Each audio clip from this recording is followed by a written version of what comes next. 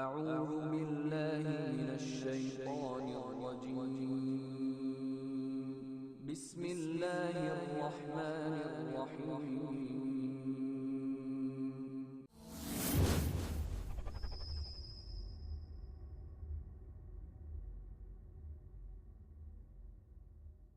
کہ ایمان دل سے کچھ باتوں کو ماننا ہے، زبان سے اقرار بھی کرنا ہے، عمل سے کر کے دکھلانا بھی ہے۔ یہ ایمان اللہ کی اطاعت سے بڑھتا اور اللہ تعالیٰ کی نافرمانی سے گھٹتا ہے۔ اگر ان چیزوں میں سے کسی ایک چیز کا بھی ایمان کے بارے میں کوئی انکار کرتا ہے تو وہ اہل سنت والجماعت کے عقیدے سے ہٹ جاتا ہے۔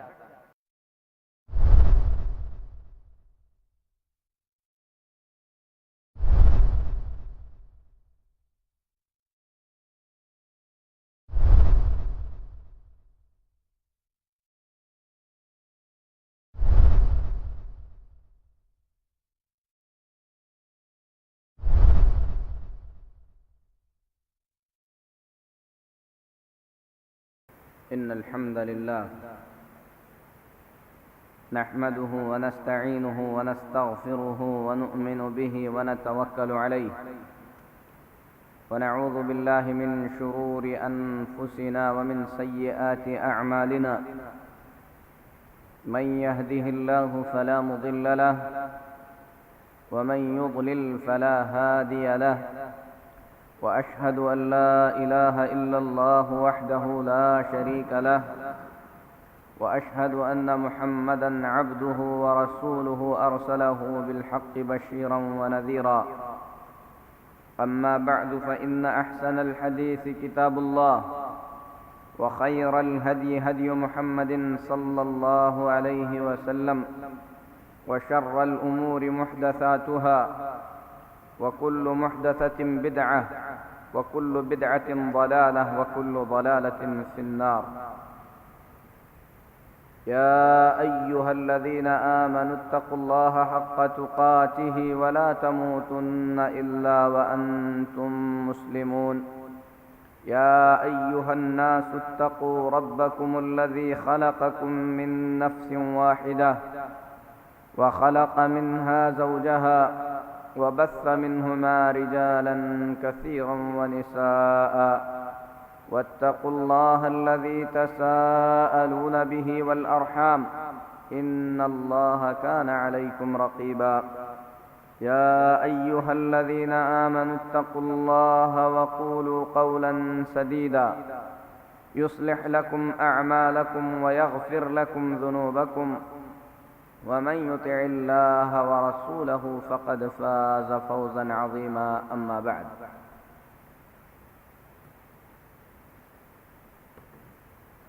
محترم اسلامی بھائیو، معزز دینی خواتین، اللہ تبارک و تعالی کا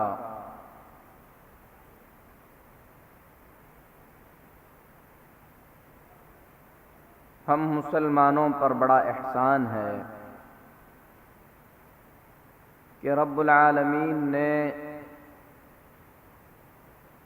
ہم بندوں کی ہدایت کے لیے ہم ہی میں سے ایک نبی محمد الرسول اللہ صلی اللہ علیہ وسلم کو پیدا فرمایا۔ آپ صلی اللہ علیہ وسلم نے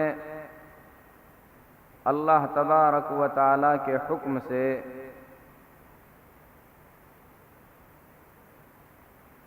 ہم تمام کو وہ راستہ بتلایا جس راستے پر عمل کرنے سے ہماری دنیا بھی خیر اور آخرت بھی کامیاب ہوگی۔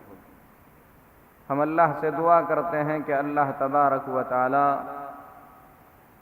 ہم تمام کو توفیق عطا فرمائے کہ وہ کتاب جسے اللہ نے ہم بندوں کی ہدایت کے لیے اتارا ہے ہم اس سے فائدہ اٹھا سکیں۔ میرے محترم بھائیو، یہ کتاب پاک قرآن کریم جسے اللہ رب العالمین نے اپنے آخری نبی محمد الرسول اللہ صلی اللہ علیہ وسلم پر نازل فرمایا ہے، اس کتاب کی ابتدا میں اللہ تبارک و تعالی نے انسانوں کی 3 قسمیں بیان فرمایا ہے۔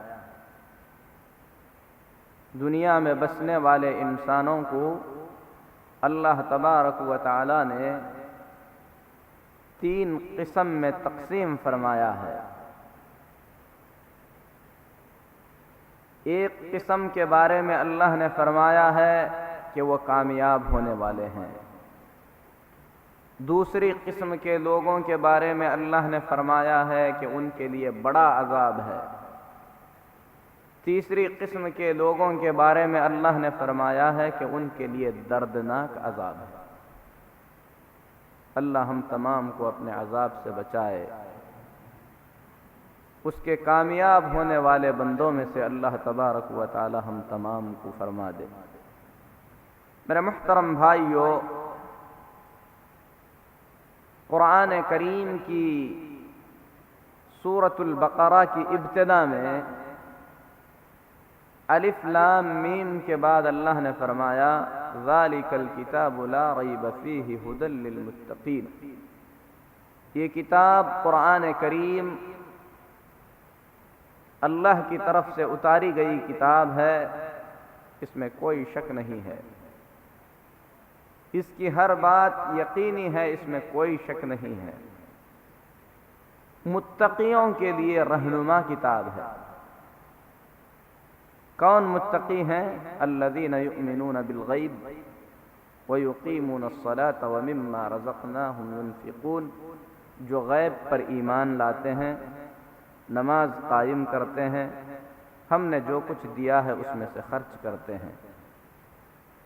والذین یؤمنون بما انزل الیک وما انزل من قبلک وبالآخرۃ ھم یوقنون، جو ایمان رکھتے ہیں ان تمام باتوں پر جو اے نبی صلی اللہ علیہ وسلم ہم نے آپ کی طرف اتاری ہیں، اور ان باتوں پر بھی ایمان رکھتے ہیں جو آپ سے پہلے پیغمبروں پر اتاری گئی ہیں، اور انہی لوگوں کو آخرت پر ایمان ہے۔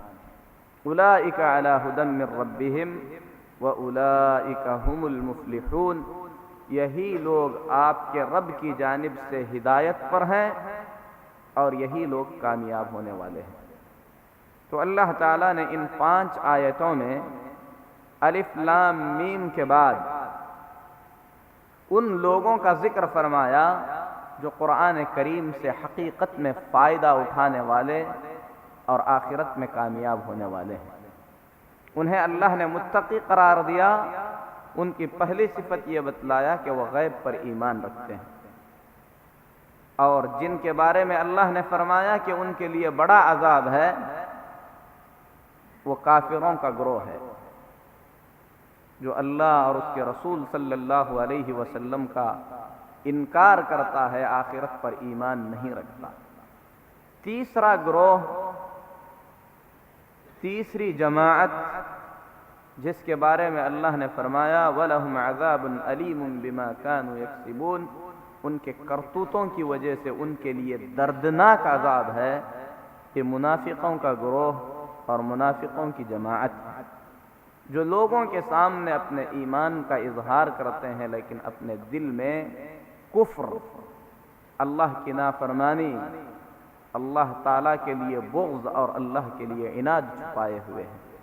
اللہ ہم تمام کو ان کی روش سے بچائے۔ تو میرے محترم بھائیو، قرآن کریم میں اللہ تعالیٰ نے کامیاب ہونے والوں کی صفت بتلایا کہ وہ ایمان والے ہیں، اور قرآن کریم کی پہلی صورت ہے، دوسری صورت ہے سورۃ البقرہ۔ آپ پڑھتے جائیں گے تو قرآن کریم کے ہر صفحے پر آپ کو تقریباً ایمان کا ذکر ملے گا، بلکہ اہل علم نے یہاں تک کہا ہے کہ قرآن کریم کی ہر آیت، قرآن کریم کی ہر آیت ایمان کو بیان کرتی ہے۔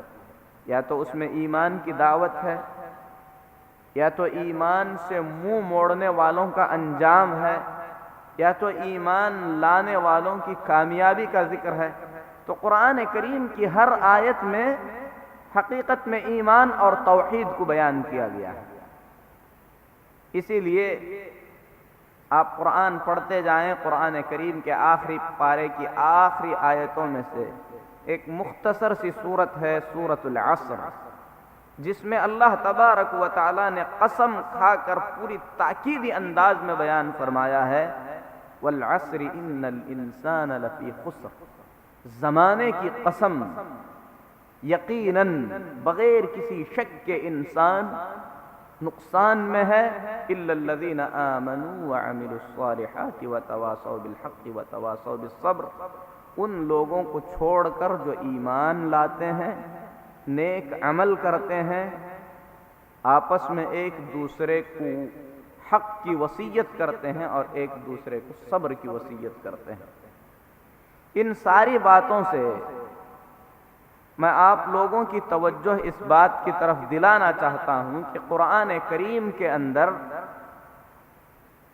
ایمان کو بہت ہی زیادہ اہم اور بہت ہی زیادہ ضروری قرار دیا گیا ہے، بلکہ ایمان کے بغیر دنیا اور آخرت کی کامیابی کے بارے میں انسان سوچ ہی نہیں سکتا۔ آپ اللہ پر ایمان، اس کی اہمیت کا اندازہ اس بات سے لگا سکتے ہیں کہ قرآن کریم میں 720 سے زیادہ مقامات پر اللہ پر ایمان کے بارے میں کہا گیا ہے۔ 700 مقامات سے زیادہ قرآن کریم میں جس بات کے بارے میں بتلایا گیا ہوگا وہ بات کتنی اہم ہوگی۔ اور اگر آپ دنیا کے سارے اچھے کام کر لیں لیکن آپ کا دل ایمان سے خالی ہے تو آپ کے یہ سارے اچھے کام اللہ تبارک و تعالیٰ کے پاس کوئی حیثیت نہیں رکھتے۔ ان میں سے کوئی بھی کام اللہ کے دربار میں قابل قبول نہیں ہوگا۔ اگر آپ کے دل میں سچا ایمان ہے اور اس ایمان پر آپ مر جائیں تو اس بات کی ضمانت، اس بات کی گارنٹی ہے کہ آپ ضرور جنت میں داخل کیے جائیں گے۔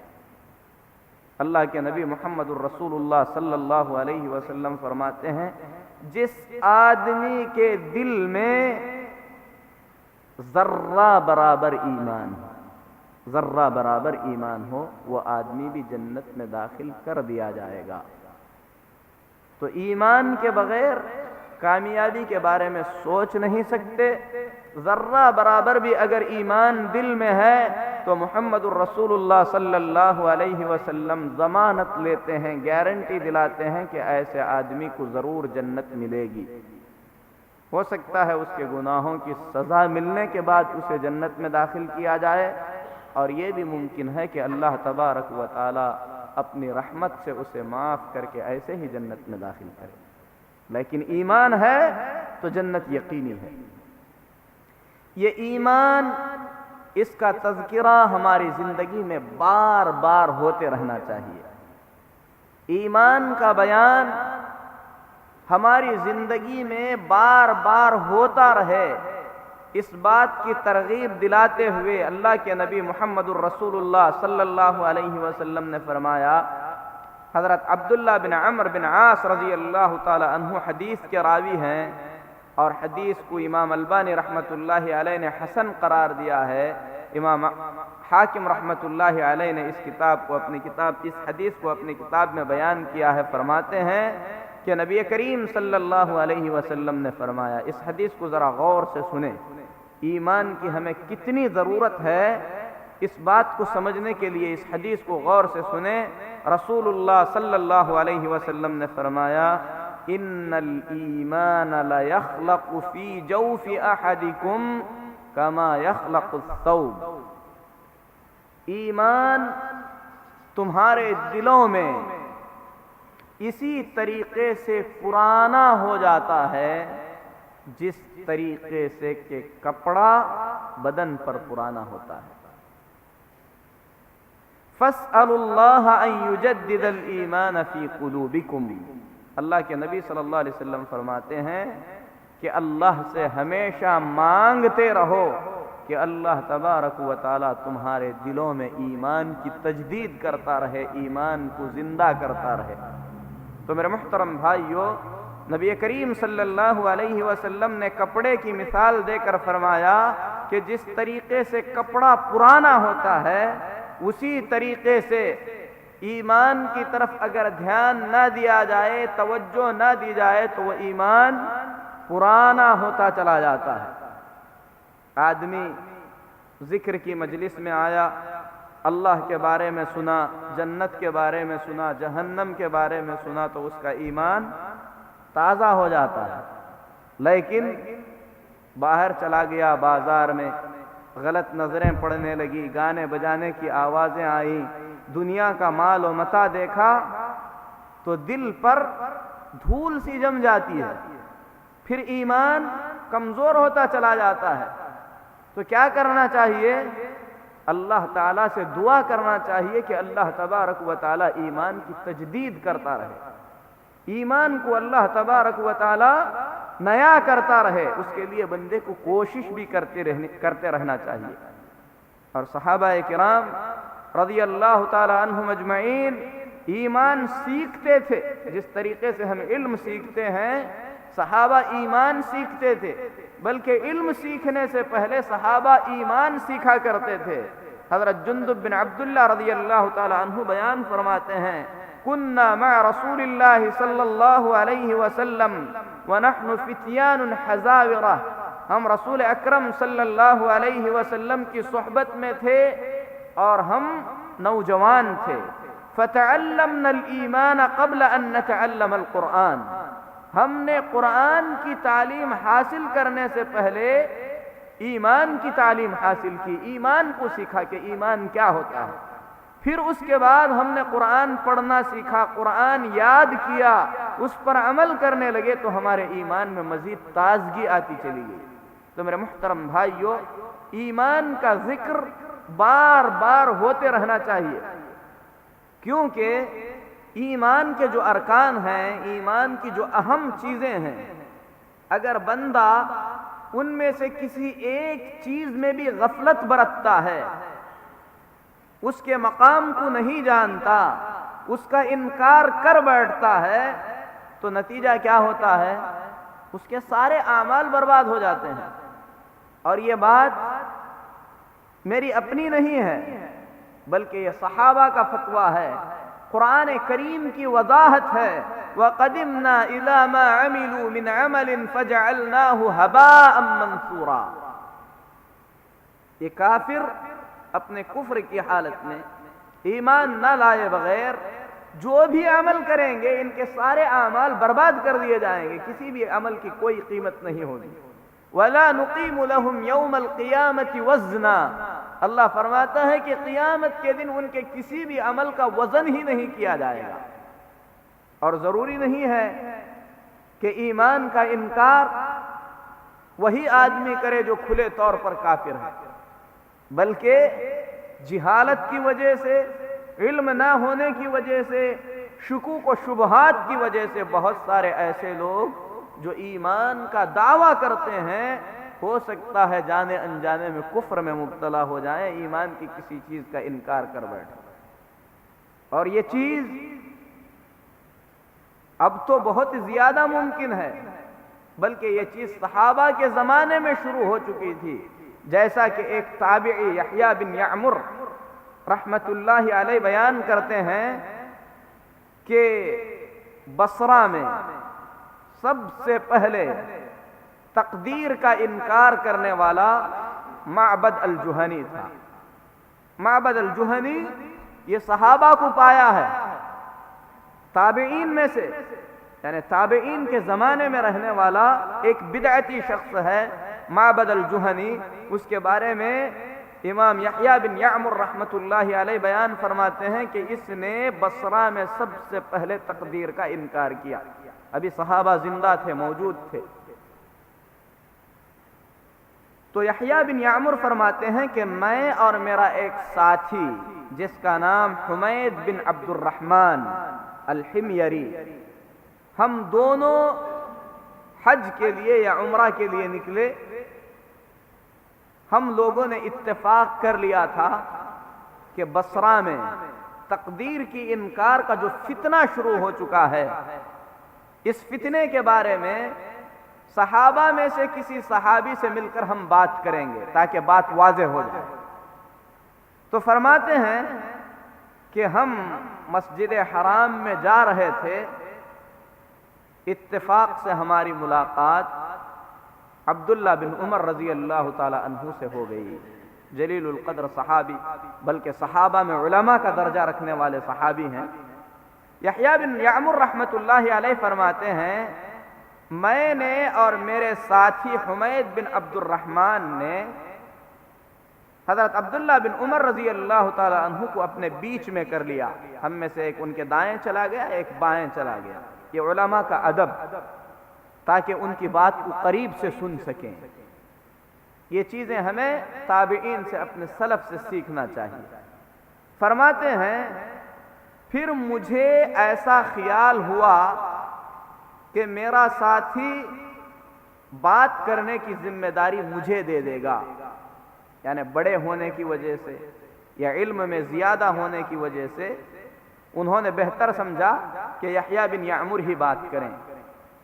تو یحییٰ بن یعمر رحمۃ اللہ علیہ نے عبداللہ بن عمر رضی اللہ تعالی عنہ سے بڑے ادب سے کہا کہ اے ابو عبداللہ، ہمارے علاقے میں کچھ ایسے لوگ پیدا ہو چکے ہیں جو یہ کہتے ہیں کہ تقدیر نام کی کوئی چیز نہیں ہے، دنیا میں جو کچھ بھی ہوتا ہے ایسے ہی وجود میں آتا ہے، پہلے سے اس کی کوئی ترتیب یا کوئی اللہ تعالیٰ کی جانب سے جو ہے تخطیط بنی ہوئی نہیں ہے، تقدیر بنی ہوئی نہیں ہے۔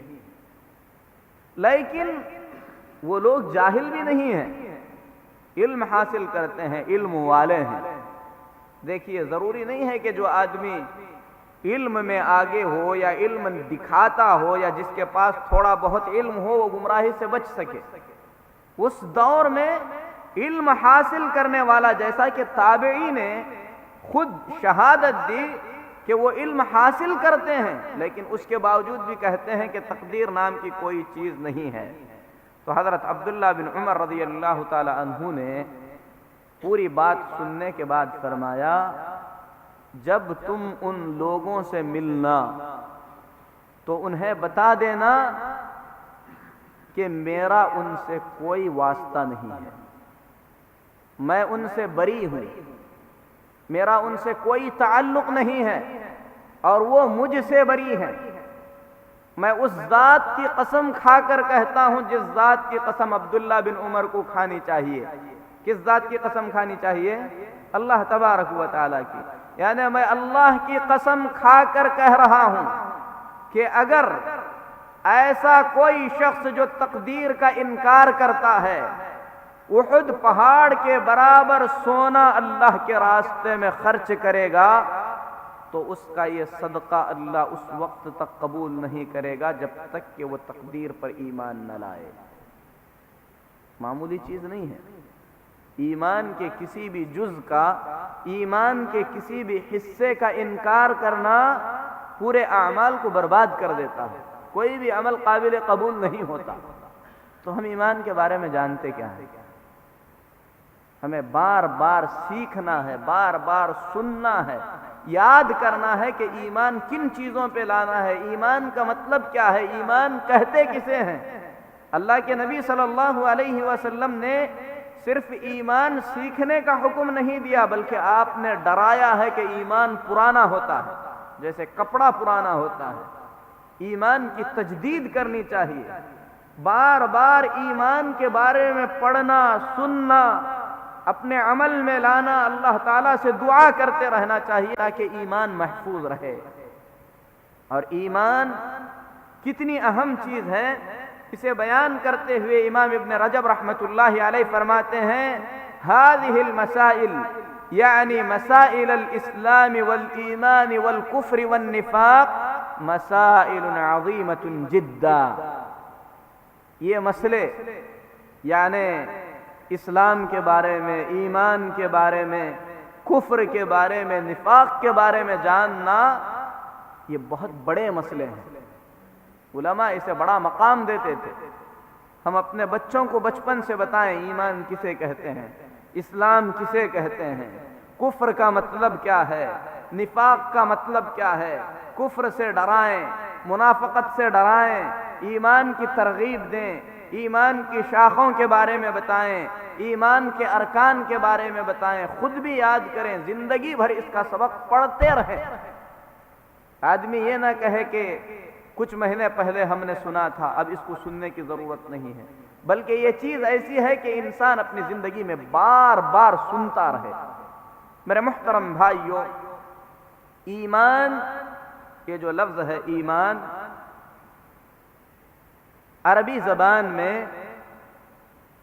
امن سے مشتق ہے, امن سے نکلا ہے, اور امن کے معنی ہیں سلامتی کے, اسی طریقے سے امانت داری کے.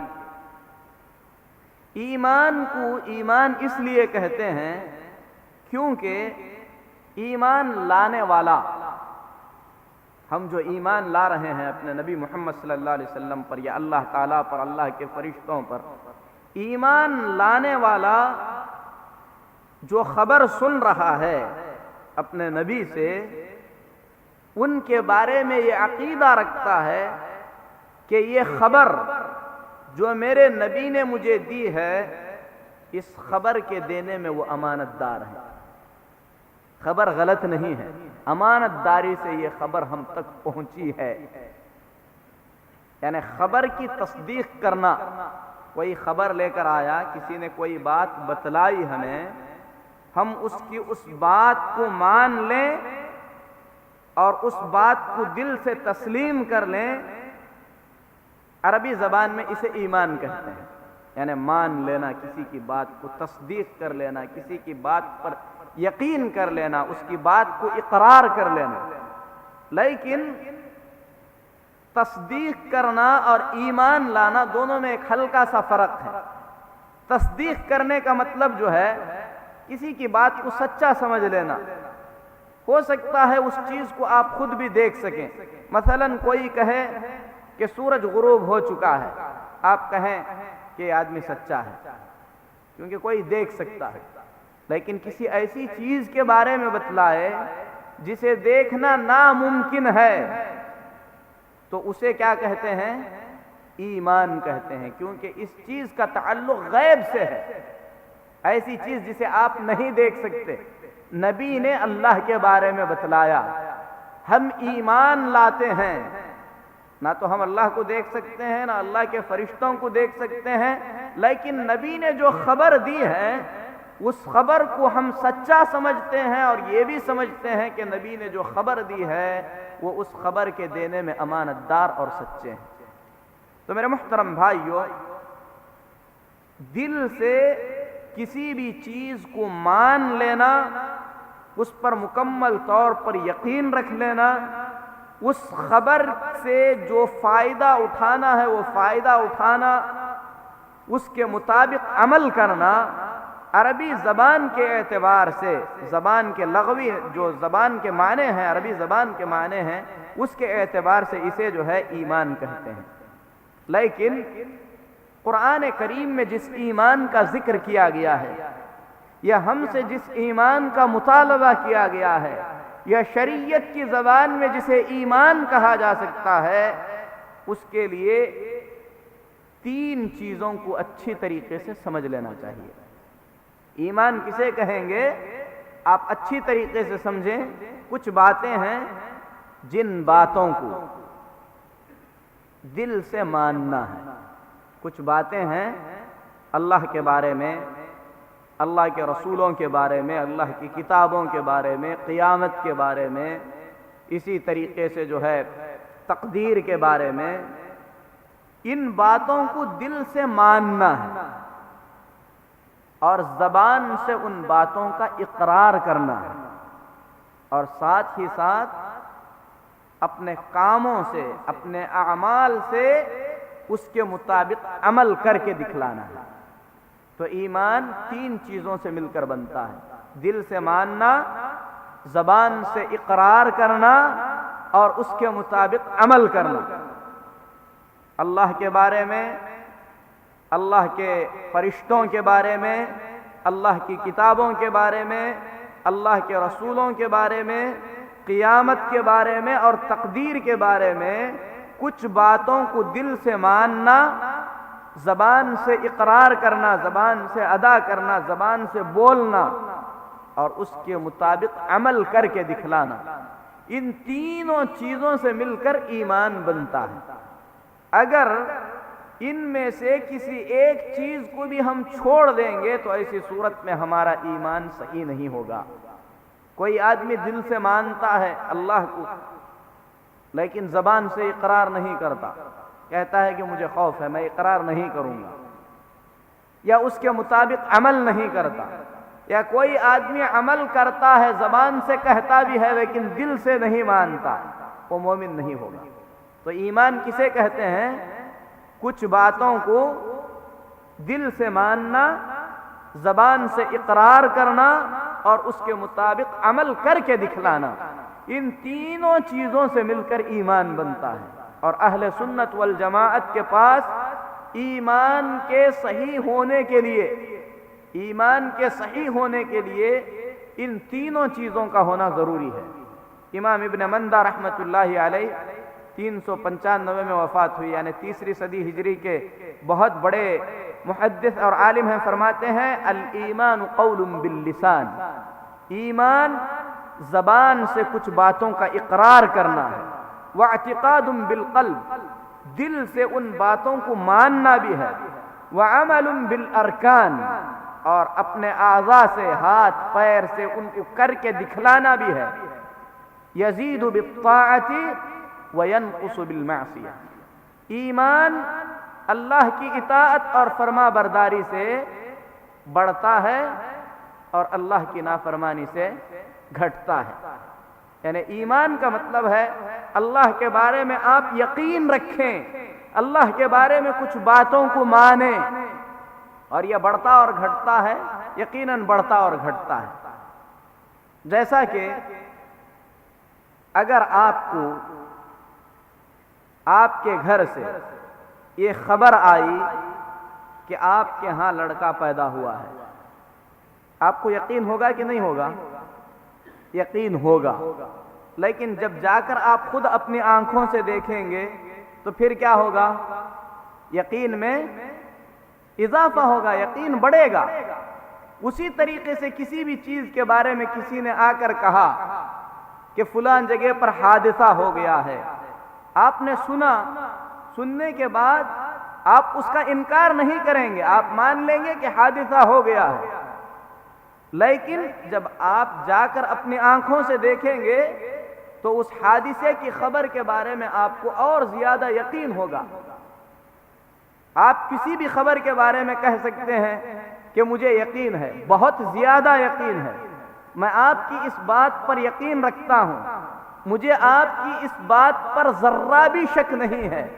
مطلب کیا ہے؟ یعنی یقین کے بھی درجے ہیں، اسی طریقے سے ایمان کے بھی درجے ہیں۔ اللہ تعالیٰ کی اطاعت اور فرما برداری سے آدمی کا ایمان بڑھتا ہے، اللہ کی نافرمانی سے آدمی کا ایمان گھٹتا ہے۔ جب ہم علم کی مجلس میں آتے ہیں، اللہ کی باتیں ہوتی ہیں، جنت اور جہنم کا تذکرہ ہوتا ہے تو ہمارا ایمان بڑھتا ہے، لیکن جب ہم نافرمانیوں میں چلے جاتے ہیں تو ہمارا ایمان گھٹتا ہے۔ ہم چاہے جتنا بھی زیادہ تقوی اور پرہیزگاری اختیار کر لیں، کیا ہمارا ایمان بڑے بڑے علماء کے ایمان کے جیسا ہو سکتا ہے؟ نہیں ہوتا۔ کیا ہمارا ایمان تابعین کے ایمان کے جیسے ہو سکتا ہے؟ نہیں ہوتا۔ کیا ہمارا ایمان صحابہ کے ایمان جیسا ہوتا ہے؟ کیا ہمارا ایمان ابو بکر صدیق کے ایمان کے جیسا ہوتا ہے؟ کیا ہمارا ایمان جبریل اور اللہ کے نبیوں کے ایمان جیسا ہوتا ہے؟ نہیں ہوتا۔ سب کا ایمان مختلف ہے۔ جبریل علیہ السلام کا ایمان، اللہ کے نبیوں کا ایمان اونچے درجے کا ایمان ہے۔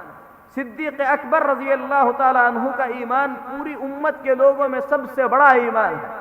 صحابہ کرام کا ایمان ہمارے ایمان سے بہت زیادہ ہے، اور ہم میں سے بعض لوگوں کا ایمان بعض لوگوں کے ایمان سے زیادہ اور بعض لوگوں کے ایمان سے کم ہے، تو ایمان بڑھتا اور گھٹتا ہے۔ آدمی اللہ کی اطاعت اور فرما برداری کرتا ہے تو اس کا ایمان بڑھتا ہے، اللہ کی نافرمانی کرتا ہے تو اس کا ایمان جو ہے گھٹتا ہے۔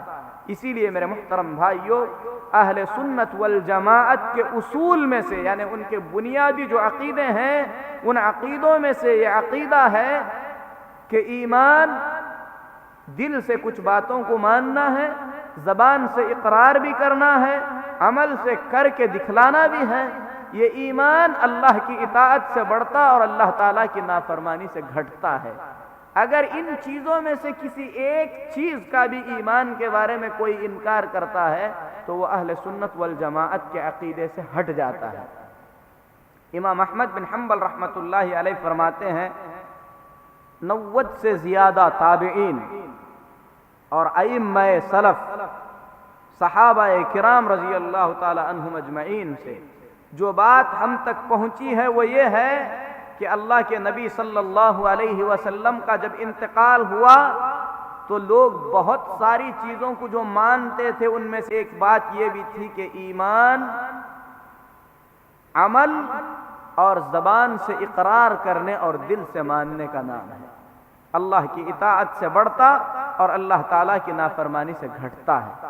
تو میرے محترم بھائیو، عمر بن عبدالعزیز رحمۃ اللہ علیہ فرماتے ہیں ایمان اللہ کے فرائض کو انجام دینا، شریعت کے احکام کو ماننا، اللہ نے جو حدود قائم کیے ہیں ان حدود کی پابندی کرنا، جو سنتیں رسول اللہ صلی اللہ علیہ وسلم نے مقرر فرمائی ہیں ان سنتوں کا پاس و لحاظ کرنا، ان تمام چیزوں سے مل کر ایمان بنتا ہے۔ فمن استکملها استکمل الایمان، جو آدمی ان تمام چیزوں کو پورا کرتا ہے اس کا ایمان مکمل ہوتا ہے۔ ومن لم یستکملها لم یستکمل الایمان، جو آدمی ان چیزوں کو پورا نہیں کرتا اس کا ایمان پورا نہیں ہوتا۔ اب یہاں پر دو چیزیں ہیں سمجھنے کی، ایک ایمان صحیح ہونا، ایک ایمان پورا ہونا۔ اگر ایمان صحیح نہیں ہے تو کامیابی نہیں ہے۔ اگر آپ اللہ پر ایمان رکھتے ہیں، اللہ کے رسولوں پر ایمان رکھتے ہیں، اللہ کی کتابوں پر ایمان رکھتے ہیں، تقدیر پر ایمان رکھتے ہیں، آخرت پر ایمان نہیں ہے، آپ کا ایمان صحیح ہے کہ صحیح نہیں ہے؟ ایمان صحیح نہیں ہے۔ ایسا آدمی کافر ہے، اس کا کوئی عمل قبول نہیں۔ اگر کوئی آدمی اللہ پر بھی ایمان رکھتا ہے، اللہ کی کتابوں پر بھی ایمان رکھتا ہے، قیامت کے دن پر بھی ایمان رکھتا ہے، تقدیر پر بھی ایمان رکھتا ہے، رسولوں پر بھی ایمان رکھتا ہے، لیکن کسی ایک رسول کی رسالت کا انکار کرتا ہے، کہتا ہے میں تمام نبیوں کو مانتا ہوں، بس ایک نبی موسیٰ یا عیسیٰ، کسی ایک نبی کا جن کا ذکر قرآن میں آیا ہے یا رسول اللہ صلی اللہ علیہ وسلم کی حدیثوں میں آیا ہے، آدمی کہتا ہے کہ میں صرف اس ایک رسول کی رسالت کو نہیں مانتا، اس کا ایمان صحیح ہے کہ نہیں ہے؟ صحیح نہیں ہے۔ اگر ایمان صحیح نہیں ہے تو آدمی کامیاب نہیں ہو سکتا، لیکن ایمان کم ہے تو ایسی صورت میں یہ نہیں کہہ سکتے کہ وہ آدمی کامیاب نہیں ہوگا، کیونکہ ایمان کا کم ہونا ایمان کا غیر صحیح ہونا دونوں الگ چیزیں ہیں۔ مثال کے طور پر ایک آدمی ایمان کی ساری باتوں کو مانتا ہے لیکن گناہوں کے کچھ کام کرتا ہے، شراب کی عادت ہے، ایمان کی ساری باتیں مانتا ہے، اسلام کی ساری باتیں مانتا ہے، یہ مانتا ہے کہ شراب حرام ہے لیکن شراب کی لت ہے، شراب پیتا ہے۔ ایسے آدمی کا ایمان صحیح ہے کہ صحیح نہیں ہے؟ ایمان صحیح ہے، لیکن کیا اس کا ایمان پورا ہے؟ ایمان پورا نہیں ہے، ایمان میں کمی ہے۔ ہم یہ نہیں کہہ سکتے کہ یہ آدمی کافر ہے، بلکہ وہ آدمی ایمان والا ہے، مرے گا یا تو اللہ تعالیٰ اسے معاف کر کے جنت میں داخل کرے گا یا تو اس کی سزا پانے کے بعد وہ جنت میں جائے گا۔ تو میرے محترم بھائیو، نافرمانی سے ایمان گھٹتا ہے، ایمان کی کسی چیز کا انکار کرنے سے ایمان غیر صحیح نہ صحیح ہوتا ہے، اور صحیح نہ ہونے کی صورت میں آدمی کامیاب نہیں ہو سکتا۔ ہم میں سے کوئی شخص یہ نہیں کہہ سکتا کہ اس کا ایمان پورا ہے، بلکہ سب کے سب اپنے ایمان میں کم زیادہ ہیں۔ آدمی نیکیاں کر کے اپنے ایمان کو زیادہ کرے، لیکن کوئی ایسا کام نہ کرے جس سے اس کا ایمان غیر صحیح ہو جائے۔ ایمان کو صحیح کرنے کی ضرورت ہے، اور ایمان کو صحیح کرنے کے لیے جن چیزوں پر ایمان لانا ہے ان میں سے کسی بھی چیز کا انکار نہیں کرنا چاہیے۔ ایمان صرف دل سے ماننے کا نام نہیں ہے، جیسا کہ ہم نے بار بار کہا، زبان سے بھی کہنا ہے، دل سے بھی ماننا ہے، عمل سے بھی کر کے دکھلانا ہے۔ اب یہاں پر ایک باریک چیز کی طرف میں اشارہ کر رہا ہوں۔ کچھ لوگ غلطی سے یہ جو اہل سنت والجماعت کا عقیدہ ہے، اس عقیدے کی مخالفت کرتے ہیں۔ کسی سے کہو بھائی داڑھی رکھو تو آدمی کہتا ہے ایمان تو دل میں ہے۔ یہ بات غلط ہے۔ ایمان دل میں ہے لیکن عمل سے ظاہر ہوتا ہے۔ جس طریقے سے دل سے ماننا ضروری ہے اسی طریقے سے عمل کرنا بھی ضروری ہے۔ کوئی آدمی یہ نہیں کہہ سکتا کہ ایمان دل میں ہے اسی لیے نماز نہیں پڑھوں گا، اسی لیے روزہ نہیں رکھوں گا، اسی لیے عمل نہیں کروں گا۔ ایمان دل میں ہے، زبان سے بھی بولنا ہے، عمل سے بھی کر کے دکھانا ہے۔ آپ کے دل میں جتنا زیادہ ایمان ہے آپ پر اس ایمان کا اثر اتنا زیادہ ظاہر ہوگا۔ اسلام میں صرف دل کی صفائی یا دل کو پاک کرنے کی طرف توجہ نہیں دی گئی ہے، دل کی صفائی اور دل کی پاکی کے ساتھ ساتھ اسلام ظاہری طور پر بھی عمل کی دعوت دیتا ہے۔ تو ایمان کیا ہے؟ دل سے بھی ماننا، زبان سے بھی اقرار کرنا، عمل سے بھی کر کے دکھلانا ہے۔ اسی حقیقت کو بیان کرتے ہوئے امام حسن بصری رحمت اللہ علیہ ایک بڑے تابعی ہیں، فرماتے ہیں لیس الایمان بالتحلی ولا بالتمنی، ایمان صرف تمنا کرنے کا نام نہیں ہے کہ میں اللہ سے محبت کرتا ہوں، اللہ کے نبی سے محبت کرتا ہوں، میں عاشق رسول ہوں، میں اللہ سے سچی محبت کرتا ہوں۔ صرف تمناؤں کا نام نہیں ہے اور نہ ہی ڈھونگ کا نام ہے، ولیکن ما وقر فی القلوب، لیکن ایمان ان چیزوں کا نام ہے جو دلوں میں اتر جاتے ہیں، اللہ کے بارے میں، اللہ کے رسول کے بارے میں، اللہ کے احکامات کے بارے میں۔ وصدقتہ الاعمال، دل سے یقین کرتے ہوئے عمل سے تصدیق کر کے دکھلانے کا نام ایمان ہے۔ تو میرے محترم بھائیو، ایمان جو ہے دل سے تصدیق کے ساتھ عمل مانگتا ہے، عمل کر کے دکھلایا جاتا ہے، اور ان تمام چیزوں کی دلیلیں ہیں۔ دل سے بھی ماننا چاہیے، زبان سے بھی اقرار کرنا چاہیے، عمل سے بھی کر کے دکھلانا چاہیے۔ اس کی دلیلیں ہیں۔ سب سے پہلے دل سے ماننا چاہیے۔ اس سلسلے میں اللہ کا فرمان ہے والذی جاء بالصدق وصدق به اولئک هم المتقون، جو سچائی کو لے آیا اور اس سچائی کی تصدیق کیا، یعنی دل سے اس سچائی کو مانا، یہی لوگ کامیاب ہونے والے ہیں۔ انما المؤمنون الذین آمنوا باللہ ورسولہ ثم لم یرتابوا، مومن وہ ہیں جو اللہ پر اور اس کے رسول پر ایمان رکھتے ہیں، پھر اس میں شک نہیں کرتے، اس میں شک نہیں کرتے، یعنی یقین رکھتے ہیں۔ تو دل سے ماننا ہے، شک نہیں کرنا ہے، اللہ کے بارے میں، اللہ کے رسول کے بارے میں، فرشتوں کے بارے میں شک نہیں کرنا ہے، ایمان کے ساتھ ماننا ہے۔ اور اسی طریقے سے دل سے اس چیز کو قبول کرنا ہے۔ اس سلسلے میں اللہ فرماتا ہے الذین اذا ذکر اللہ وجلت قلوبہم، مومن وہ ہیں جب اللہ کا ذکر ہوتا ہے تو ان کے دل کانپ جاتے ہیں، دل میں بھی عمل پیدا ہوتا ہے، دل سے ماننا بھی ہے، دل سے عمل میں لانا ہے۔ انما نطعمکم لوجہ اللہ، غریبوں اور مسکینوں کو کھلاتے ہیں تو کہتے ہیں کہ ہم تو تمہیں اللہ کی رضا کے لیے کھلا رہے ہیں۔ اللہ کی رضامندی یا نہ اللہ تعالیٰ کی رضامندی کے لیے کھلا رہے ہیں یا دکھانے کے لیے کھلا رہے ہیں، یہ کہاں معلوم ہوگا؟ آپ کے دل میں معلوم ہوگا۔ یہ دل کا عمل ہے جسے اللہ جانتا ہے۔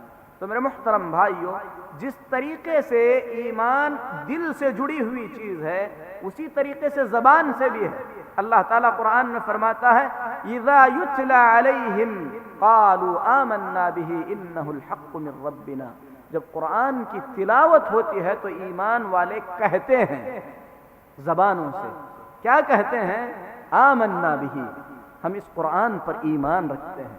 انہ الحق من ربنا، یہ ہماری رب کی طرف سے اتارا ہوا حق ہے. اللہ فرماتا ہے قل آمنت بما انزل اللہ من کتاب، میں ایمان لاتا ہوں اس کتاب پر جو اللہ نے اتارا ہے. زبان سے کہنا ہے. اللہ نے فرمایا قولوا آمنا باللہ، کہو کہ ہم اللہ پر ایمان لاتے ہیں. ان الذین قالوا ربنا اللہ، یقیناً وہ لوگ جو یہ کہتے ہیں کہ ہمارا رب اللہ ہے، ثم استقاموا، پھر اس پر جمے رہتے ہیں. یعنی ایمان کو زبان سے بھی ادا کرنا ہے، دل سے بھی ماننا ہے، اور کر کے بھی دکھلانا ہے. اس کی دلیل کیا ہے؟ اللہ نے فرمایا یا ایھا الذین آمنوا، اے ایمان والو، ارکعوا، رکوع کرو، واسجدوا، سجدے کرو، واعبدوا ربکم، اپنے رب کی عبادت کرو، وافعلوا الخیر، نیک اعمال کرو، لعلکم تفلحون، تم کامیاب ہو جاؤ گے. اللہ نے یہ نہیں کہا کہ تم دل سے مانتے ہو تو کرنے کی ضرورت نہیں ہے، بلکہ دل سے ماننے کے ساتھ ساتھ عمل کی بھی ضرورت ہے. یا ایھا الذین آمنوا اذکروا اللہ ذکرا کثیرا، اے ایمان والو کثرت سے اللہ کا ذکر کرو. تو میرے محترم بھائیو، یہ جو عمل ہے آدمی کے ایمان کو زیادہ کرتا ہے. اس کی دلیل کیا ہے؟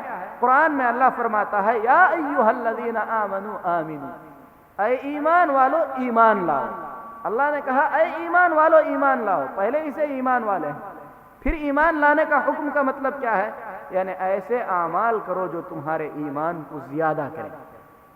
دوسری جگہ پر اللہ فرماتا ہے انما المؤمنون الذین اذا ذکر اللہ وجلت قلوبہم، مومن وہ ہیں جب اللہ کا ذکر ہوتا ہے تو ان کے دل کانپ جاتے ہیں، دہل جاتے ہیں. وَإِذَا تُلِيَتْ عَلَيْهِمْ آيَاتُهُ زَادَتْهُمْ ایمانا، جب اللہ کی آیتیں ان پر پڑھ کر سنائی جاتی ہیں کیا ہوتا ہے؟ ان کا ایمان زیادہ ہوتا ہے، ان کا ایمان بڑھتا ہے.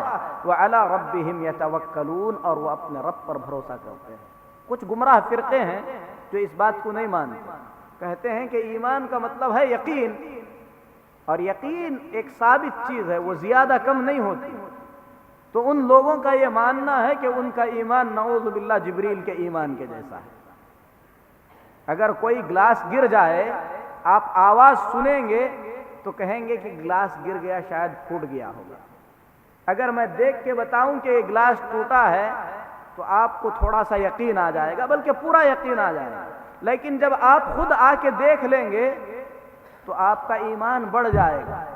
ایک معمولی سی چیز کے بارے میں آدمی کے یقین کا درجہ اس طریقے سے بدلتا ہے، تو ایمان جو اللہ پر، اللہ کے فرشتوں، اللہ کی کتابوں، اللہ کے رسولوں پر لایا جاتا ہے، یہ ایمان آدمی کے عمل کے اعتبار سے بڑھتا اور گھٹتا ہے. اللہ ہم تمام کو کامل ایمان عطا فرمائے. تو میرے محترم بھائیو، یہ ایمان ہے جو بڑھتا اور گھٹتا ہے. آدمی کو چاہیے کہ اس ایمان کے بارے میں جو ہے کثرت سے اللہ تبارک و تعالیٰ سے جو ہے دعا کرتا ہے. ہم نے ابتدا میں بتلایا تھا کہ ایمان کچھ چیزوں کو دل سے ماننا، زبان سے اقرار کرنا اور عمل سے کر کے دکھلانا. وہ کون سی چیزیں ہیں؟ وہ کون سی چیزیں ہیں جن چیزوں کو ماننا، کہنا اور کر کے دکھلانا ہے؟ یا دوسرے الفاظ میں کہیں تو ایمان کے کیا ارکان ہیں؟ وہ کون سی چیزیں ہیں جن پر ایمان لانا ہے؟ میرے محترم بھائیو، قرآن کریم کے کئی مقامات پر اللہ نے ان چیزوں کا ذکر فرمایا ہے جن پر ایمان لانا ہے. انہیں ایمان کے ارکان کہا جاتا ہے. اور وہ ایمان کے ارکان قرآن کی کئی آیتوں میں بیان ہوئے. ایک جگہ پر اللہ فرماتا ہے لیس البر ان تولوا وجوہکم قبل المشرق والمغرب، نیکی صرف یہی نہیں ہے کہ اپنا چہرہ مشرق اور مغرب کی طرف پھیرو. یہ جب اللہ تبارک و تعالیٰ نے قبلے کا حکم نازل فرمایا تو بعض لوگوں نے اس سلسلے میں جو ہے چیمی گوئیاں کی باتیں کی. اللہ تعالیٰ نے فرمایا کہ اللہ تعالیٰ اپنی طرف سے قبلہ مقرر فرمایا ہے، لیکن نیکی صرف جو ہے قبلے کی طرف کھڑے ہو کے نماز پڑھنے کا نام ہی نیکی نہیں ہے. وہ نیکی ہے، لیکن نیکی حقیقت میں اللہ پر ایمان لانا ہے، آخرت کے دن پر ایمان لانا ہے، کتاب پر ایمان لانا ہے، نبیوں پر ایمان لانا ہے. کتنی باتیں اللہ نے ذکر فرمائی؟ 4 باتیں. اللہ پر ایمان لانا، آخرت کے دن پر ایمان لانا، کتاب پر ایمان لانا اور نبیوں پر ایمان لانا. لیس البر ان تولوا وجوهکم قبل المشرق والمغرب ولكن البر من آمن باللہ والیوم الآخر والکتاب والنبیین. لیکن نیکی یہ ہے کہ اللہ آخرت کے دن کتاب اور نبیوں پر ایمان لایا جائے. اسی سورہ بقرہ کے آخر میں اللہ نے فرمایا آمن الرسول بما انزل الیہ من ربہ والمؤمنون. رسول ایمان لائے ان تمام چیزوں پر جو ان کی طرف اتاری گئی ہے، اور ایمان والے بھی ایمان لائے. کل آمن، سب کے سب ایمان لائے. کس پر ایمان لائے؟ باللہ، اللہ پر، وملائکتہ، اللہ کے فرشتوں پر، وکتبہ، اللہ کے کتابوں پر، ورسلہ، اللہ کے رسولوں پر. لا نفرق بین احد من رسلہ، اللہ کے تمام رسولوں میں سے کسی بھی رسول کے بیچ ہم تفریق نہیں کرتے، یعنی سب پر ایمان لاتے ہیں. جتنے بھی رسول بھیجے گئے ہیں ان تمام رسولوں پر ایمان لاتے ہیں. وقالوا، اور انہوں نے کہا. کس نے کہا؟ رسول نے اور مومنوں نے. سمعنا واطعنا، اے اللہ ہم نے سنا، ہم اطاعت گزار بنتے ہیں. غفرانک ربنا، اے اللہ ہم تیری مغفرت چاہتے ہیں. وإلیک المصیر، اور تیری ہی طرف پلٹ کے جانا ہے. یہ پانچواں رکن ہے، تیری ہی طرف پلٹ کے جانا ہے، یعنی قیامت پر ایمان ہے. تو اس آیت کریمہ میں اللہ نے ایمان کے 5 ارکان کا ذکر فرمایا ہے. اور دوسری بھی آیتیں ہیں، اور دوسرے مقام پر اللہ نے ایمان کے 6 رکن کا ذکر کرتے ہوئے فرمایا اِنَّا كُلَّ شَيْءٍ خَلَقْنَاهُ بِقَدَرٍ، ہم نے ہر چیز کو تقدیر کے ساتھ پیدا کیا ہے. تو قرآن کریم میں ایمان کے ان 6 ارکان کا تذکرہ کیا گیا ہے. احادیث میں بہت ساری حدیثوں میں ایمان کے 6 ارکان کو نبی کریم صلی اللہ علیہ وسلم نے بیان کیا. انہی میں سے ایک حدیث جو اس سے پہلے آپ لوگوں کے سامنے بیان کی گئی کہ یحییٰ بن یعمر جو تابعی ہیں حضرت عبداللہ بن عمر رضی اللہ تعالی عنہ کے پاس آئے تھے، اور آ کر انہوں نے جو ہے تقدیر کے بارے میں مسئلہ پوچھا. تو حضرت عبداللہ بن عمر رضی اللہ تعالی عنہ نے قسم کھا کر فرمایا کہ جب تک وہ تقدیر پر ایمان نہیں لائیں گے ان کا کوئی عمل قبول نہیں ہوگا. پھر اس کے بعد کیا کیا عبداللہ بن عمر رضی اللہ تعالی عنہ نے؟ مسلم شریف کی حدیث ہے، فرمایا میرے والد عمر بن خطاب رضی اللہ تعالی عنہ نے مجھ کو حدیث بیان فرمائی ہے. کہتے ہیں کہ ہم لوگ رسول اکرم صلی اللہ علیہ وسلم کی مجلس میں بیٹھے ہوئے تھے. یہ بڑی عظیم حدیث ہے. اس حدیث کو حدیث جبریل کہا جاتا ہے، اور علماء نے اس حدیث کے مقام کو بیان کرتے ہوئے فرمایا. امام قرطبی رحمۃ اللہ علیہ فرماتے ہیں حدیث جبریل پوری حدیثوں میں وہی مقام رکھتی ہے جو مقام سورۃ الفاتحہ پورے قرآن میں، یعنی سورۃ الفاتحہ کا جو مقام قرآن کریم میں ہے، حدیث جبریل کا وہی مقام حدیثوں میں ہے. اور امام قاضی عیاض رحمۃ اللہ علیہ فرماتے ہیں کہ اس حدیث کے اندر بہت سارے علوم بیان کیے گئے ہیں، بہت ساری باتیں بیان کی گئی ہیں، بلکہ یہ کہا جا سکتا ہے کہ یہ حدیث دین اسلام کی اصل اور دین اسلام کی بنیاد ہے. یہی حدیث میں آپ لوگوں کے سامنے بیان کرنے جا رہا ہوں. حضرت عمر بن خطاب رضی اللہ تعالی عنہ فرماتے ہیں بینما نحن جلوس عند رسول اللہ صلی اللہ علیہ وسلم، ہم لوگ رسول اللہ صلی اللہ علیہ وسلم کے پاس بیٹھے ہوئے تھے. اطلع علینا رجل شدید بیاض الثیاب، اچانک ایک آدمی نمودار ہوا، اچانک ایک آدمی آیا جس کے کپڑے بہت ہی زیادہ سفید تھے. شدید سواد الشعر، جس کے بال انتہائی کالے تھے، سیاہ تھے. یہاں تک کہ وہ آدمی آیا رسول اکرم صلی اللہ علیہ وسلم کے قریب جا کر بیٹھ گیا. آدمی سفید کپڑے پہنے ہوئے ہیں، بال انتہائی کالے ہیں، جسم پر ذرہ برابر بھی گرد و غبار نہیں ہے، شکل سے مسافر نہیں لگتا ہے. ولا يعرفه منا احد، اور تعجب کی بات یہ بھی ہے کہ وہ مدینے والا بھی نہیں ہے.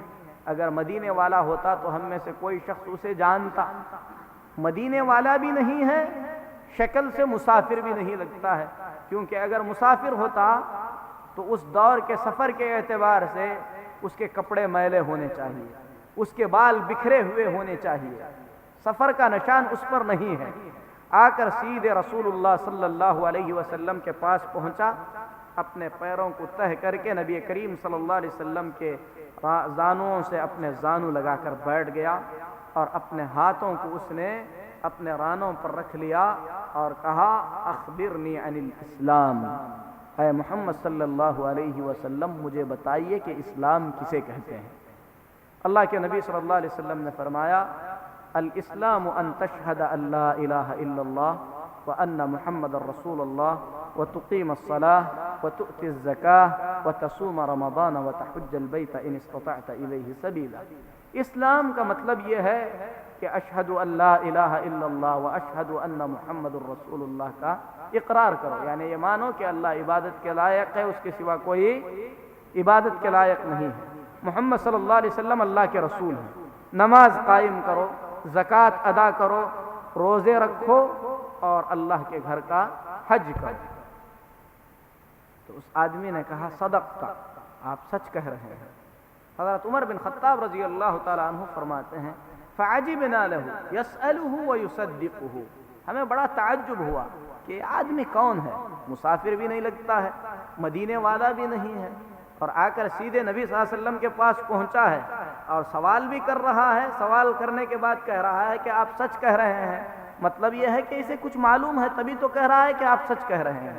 پھر اس کے بعد اس نے کہا اخبرنی عن الایمان، مجھے بتائیے کہ ایمان کسے کہتے ہیں، اور یہی بات میں یہاں آپ کو بتانا چاہ رہا تھا۔ تو نبی کریم صلی اللہ علیہ وسلم نے فرمایا الایمان ان تؤمن باللہ وملائکتہ وکتبہ ورسلہ والیوم الآخر والقدر خیرہ وشرہ۔ ایمان کا مطلب یہ ہے کہ تم اللہ پر، اللہ کے ملائکہ یعنی فرشتوں پر، اللہ کی کتابوں پر، اللہ کے رسولوں پر، قیامت کے دن پر اور اچھی اور بری تقدیر پر ایمان لاؤ، یقین کرو، اس کو جو ہے مانو۔ قال صدقت، کہا کہ آپ سچ کہتے ہیں۔ پھر اس کے بعد اس نے کہا کہ مجھے احسان کے بارے میں بتلائیے کہ احسان کسے کہتے ہیں۔ نبی کریم صلی اللہ علیہ وسلم نے فرمایا ان تعبد اللہ کأنک تراہ فإن لم تکن تراہ فإنہ یراک۔ احسان کا مطلب یہ ہے کہ تم اللہ کی عبادت اس ڈھنگ سے کرو گویا کہ تم اللہ کو دیکھ رہے ہو، اگر تم اللہ کو نہیں دیکھ رہے ہو تو کم سے کم تمہیں یہ تو ماننا چاہیے کہ اللہ تمہیں دیکھ رہا ہے۔ قال صدقت، کہا کہ آپ سچ کہتے ہیں۔ پھر اس کے بعد قیامت کے بارے میں پوچھا کہ قیامت کب آئے گی، تو نبی کریم صلی اللہ علیہ وسلم نے فرمایا مل مسئول عنہا بأعلم من السائل، پوچھنے والے کو جتنا معلوم ہے مجھے بھی اتنا ہی معلوم ہے، یعنی قیامت کے بارے میں کب آئے گی یہ مجھے بھی معلوم نہیں ہے۔ کہا کہ مجھے قیامت کی کچھ نشانیاں بتلائیے۔ اللہ کے نبی صلی اللہ علیہ وسلم نے کچھ نشانیاں بتلائیں، کہا کہ مائیں اپنے مالکنوں کو جنم دیں گی، تم دیکھو گے کہ ایسے لوگ جن کے پیر میں جوتیاں نہیں ہیں، جو ننگے سر ہوا کرتے تھے، اونچی اونچی عمارتوں میں جھانکتے ہوئے نظر آئیں گے۔ پھر اس کے بعد وہ آدمی جو ہے اٹھ کر چلا گیا۔ حضرت عمر بن خطاب رضی اللہ تعالی عنہ فرماتے ہیں کچھ دیر کے بعد اللہ کے نبی صلی اللہ علیہ وسلم نے مجھ سے پوچھا اتدری من السائل، عمر جانتے ہو کہ یہ پوچھنے والا کون تھا جو آیا تھا؟ میں نے کہا اللہ اور اس کے رسول صلی اللہ علیہ وسلم کو زیادہ معلوم ہے۔ تو اللہ کے نبی صلی اللہ علیہ وسلم نے فرمایا فَإِنَّهُ جِبْرِيلٌ أَتَاكُمْ يُعَلِّمَكُمْ دِينَكُمْ، وہ جبریل علیہ السلام تھے جو تمہیں تمہارا دین سکھانے کے لیے آئے تھے۔ جو باتیں اس حدیث میں بتائی گئی ہیں اللہ کے نبی صلی اللہ علیہ وسلم نے اسے دین قرار دیا۔ اس حدیث میں بہت سارے مسئلے اور بہت سارے فائدے ہیں۔ سب سے پہلی چیز تو یہ ہے کہ جبریل علیہ السلام نے صحابہ کو کچھ بتایا نہیں ہے بلکہ صرف پوچھا ہے، اور اللہ کے نبی صلی اللہ علیہ وسلم نے جواب دیا ہے، لیکن اللہ کے نبی صلی اللہ علیہ وسلم نے اسے سکھانا قرار دیا۔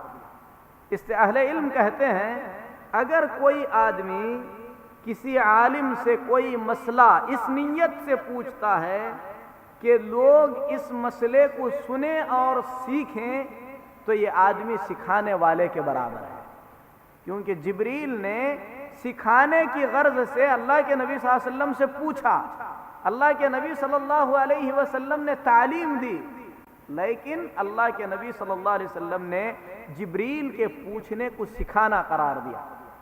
تو بہرحال اس حدیث میں اور بھی بہت ساری باتیں ہیں۔ ہمارے ملک کے جو صوفیہ پیر ہوتے ہیں وہ تو فرشتوں کو بہت دور سے دیکھ لیتے ہیں، سمجھ لیتے ہیں، سب کچھ معلوم ہوتا ہے۔ صحابہ ان سے بڑا ولی کون ہو سکتا ہے؟ مجلس میں اللہ کے نبی صلی اللہ علیہ وسلم کی مجلس میں جبریل علیہ السلام آئے، چلے بھی گئے، نبی کریم صلی اللہ علیہ وسلم کے بتانے تک صحابہ کو یہ بھی معلوم نہیں ہوا کہ وہ جبریل علیہ السلام تھے۔ تو اس حدیث میں اللہ کے نبی صلی اللہ علیہ وسلم نے ایمان کے 6 ارکان بتلائے ہیں، جن میں سے پہلا رکن کیا ہے؟ اللہ پر ایمان لانا۔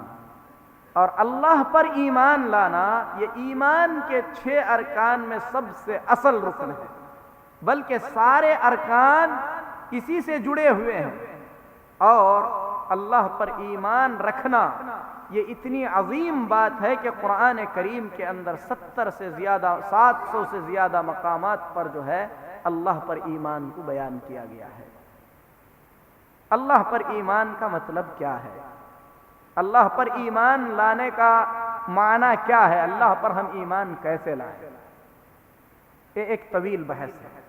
میرے محترم بھائیوں، مختصر طور پر ہم جتنا ہو سکے آج بیان کریں گے۔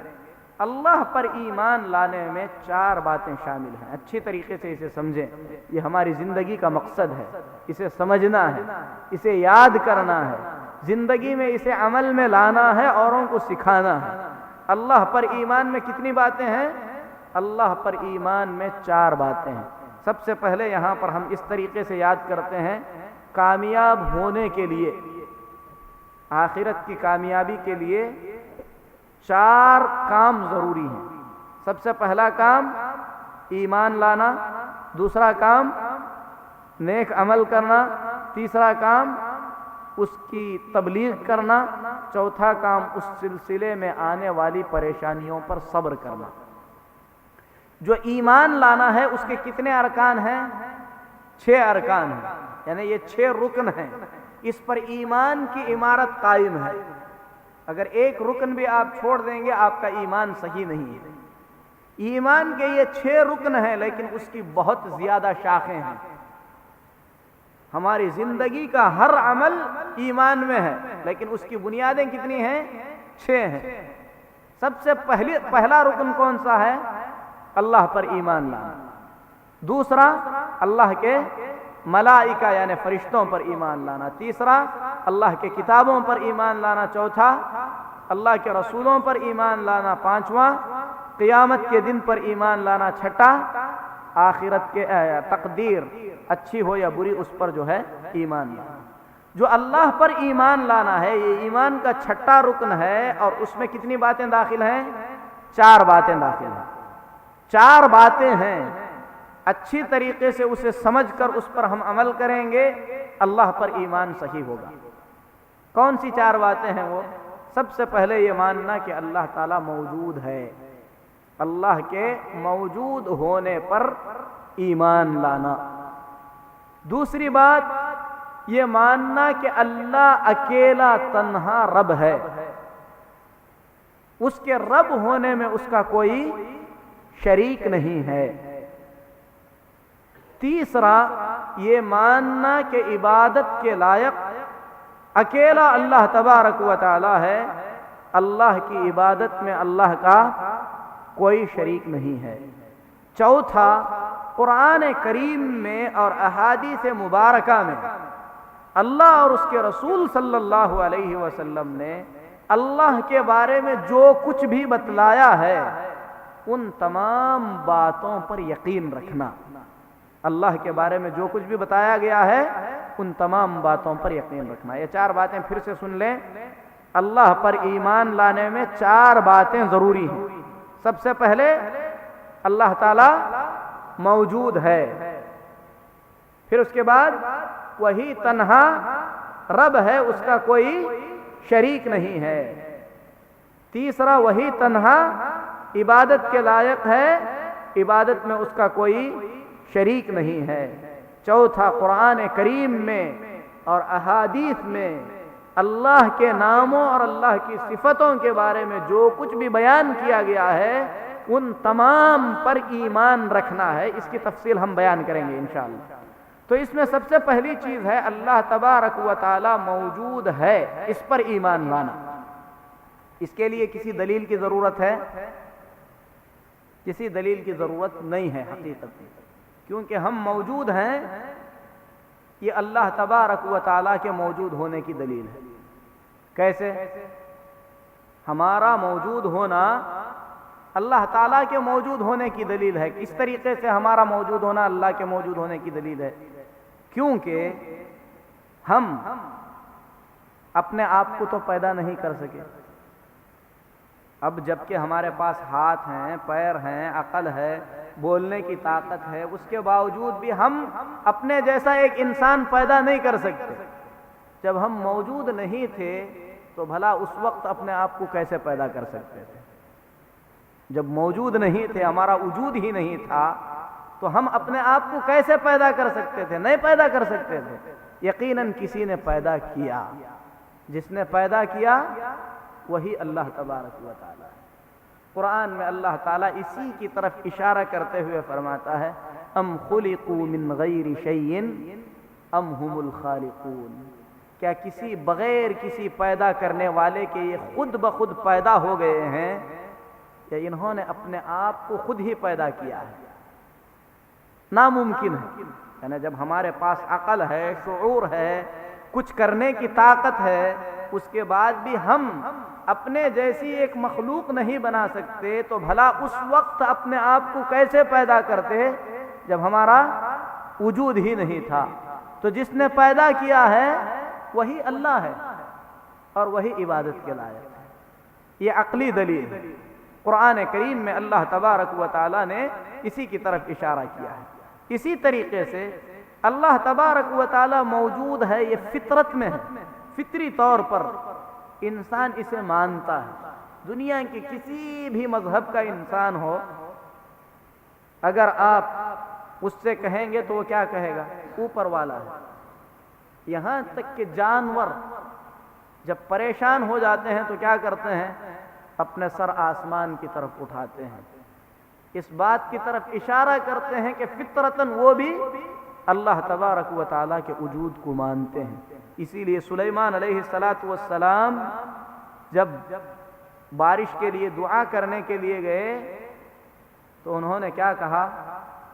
ارجعوا فقد سقیتم بدعاء غیرکم، واپس چلو، اب تم کو کسی اور کی دعا کی بدولت بارش سے نوازا جائے گا۔ کیا ہوا تھا؟ چونٹیوں نے اللہ سے دعا کی تھی۔ فطرت میں ہے، چونٹی جب پریشان ہوتی ہے تو اللہ کی طرف پلٹتی ہے، رجوع کرتی ہے۔ ہدہد نے اللہ تبارک و تعالیٰ کے ساتھ کسی کو شریک کرتے دیکھا تو غصے میں آ گیا۔ فطرت میں ہے، اللہ تعالیٰ نے یہ فطرت میں رکھا ہے۔ اسی لیے انسان کو اگر اس کی فطرت پر چھوڑ دیا جائے، شیطان اسے گمراہ نہ کریں، انسانوں میں سے گمراہ کرنے والے اسے گمراہ نہ کریں، تو یقیناً وہ اللہ کی طرف رجوع کرے گا۔ یہ بات اور ہے، دین اسلام کے سارے احکام کو وہ نہیں جان پائے گا، لیکن اتنا ضرور سمجھے گا کہ اسے پیدا کرنے والا کوئی ہے، وہی اللہ تعالیٰ ہے۔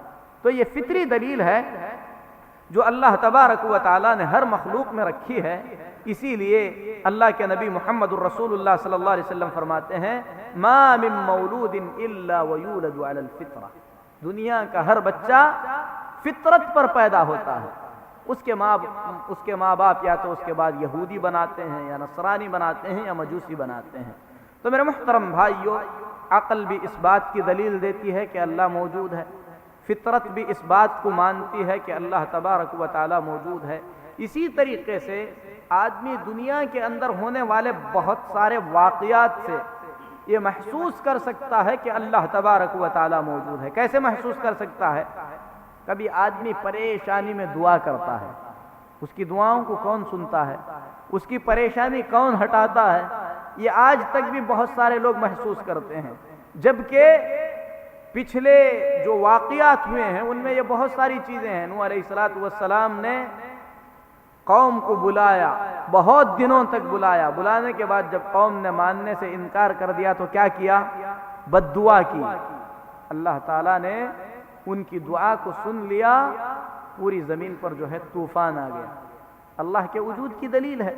اسی طریقے سے اللہ تعالیٰ فرماتا ہے اذ تستغیثون ربکم فاستجاب لکم، جب تم بدر کے دن اللہ سے مدد مانگ رہے تھے تو اللہ نے تمہاری دعا کو قبول کر لیا۔ 313 1000 پر بھاری ہو گئے، فرشتوں سے اللہ نے مدد فرمائی۔ اللہ کے وجود کی دلیل ہے، اللہ موجود ہے اسی لیے فرشتے بھیجے گئے۔ اسی طریقے سے حضرت انس بن مالک رضی اللہ تعالیٰ عنہ فرماتے ہیں، بخاری شریف کی حدیث ہے، صحابہ نے اپنی آنکھوں سے دیکھا اللہ کے نبی صلی اللہ علیہ وسلم کھڑے جمعہ کا خطبہ دے رہے تھے۔ ایک اعرابی آیا، ایک بدھو آ کر کہنے لگا ہلک المال وجاء العیال فادعوا اللہ لنا، اے اللہ کے رسول صلی اللہ علیہ وسلم، مال تباہ ہو گیا، بچے اور عورتیں بھوک سے پریشان ہو گئیں، قحط پڑ گیا ہے، دعا کیجئے کہ اللہ تعالیٰ بارش نازل فرمائے۔ اللہ کے نبی صلی اللہ علیہ وسلم نے منبر پر اپنے ہاتھ اٹھائے، دعا شروع فرمائی۔ اللہ کے نبی صلی اللہ علیہ وسلم ابھی منبر پر ہی تھے، پہاڑوں کے مانند بادل چاروں طرف سے جمع ہو گئے۔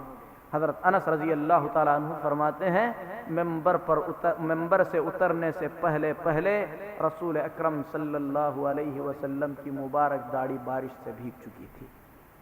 اللہ کے وجود کی دلیل ہے۔ کسی کو پکارا، اس نے دعا کو قبول کر لیا، بادلوں کو بھیجا، برسا۔ اس سے آدمی محسوس کر سکتا ہے کہ اللہ تعالیٰ موجود ہے۔ پورے ہفتے تک بارش ہوتی رہی، پھر اس کے بعد وہی آدمی آیا یا دوسرا آدمی آیا، آ کر کہنے لگا تہدم البنا وغرق المال، اے اللہ کے نبی صلی اللہ علیہ وسلم، گھر گرنے لگے ہیں، مال ڈوبنے لگا ہے، دعا کریں کہ اللہ بارش کو روک لے۔ اللہ کے نبی صلی اللہ علیہ وسلم نے فرمایا اللہم حوالینا لا علینا، اے اللہ ہمارے اطراف میں بارش برسا، ہم پر نہیں۔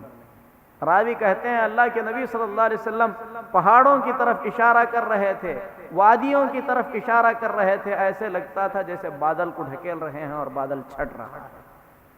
مدینہ بالکل جو ہے توے کے مانند کھل گیا، چاروں طرف بارش ہو رہی ہے، مدینہ محفوظ ہے۔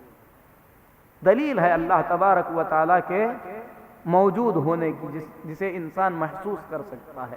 اسی طریقے سے اب تک دنیا کے اندر بہت سارے لوگ دعائیں کرتے ہیں، دعائیں قبول ہوتی ہیں، جسے انسان محسوس کرتا ہے۔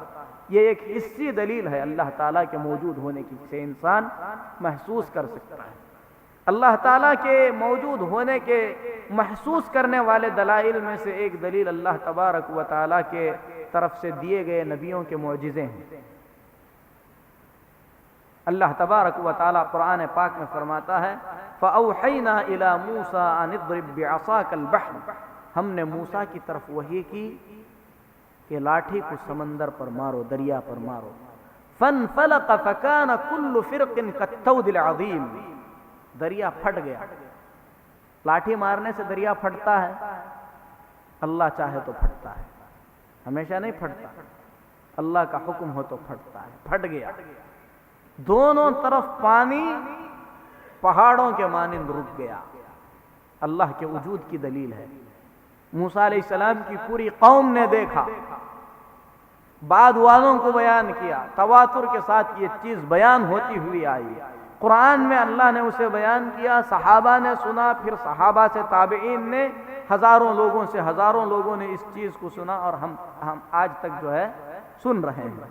اسی طریقے سے عیسیٰ علیہ السلام کو اللہ تعالیٰ نے معجزہ دیا، جب کہتے تھے احیی الموتى باذن اللہ، میں اللہ کے نام سے مردے کو زندہ کرتا ہوں، مردہ زندہ ہو جائے۔ یہ اللہ کے وجود کی دلیل ہے، نبی کے صداقت اور سچائی کی دلیل ہے۔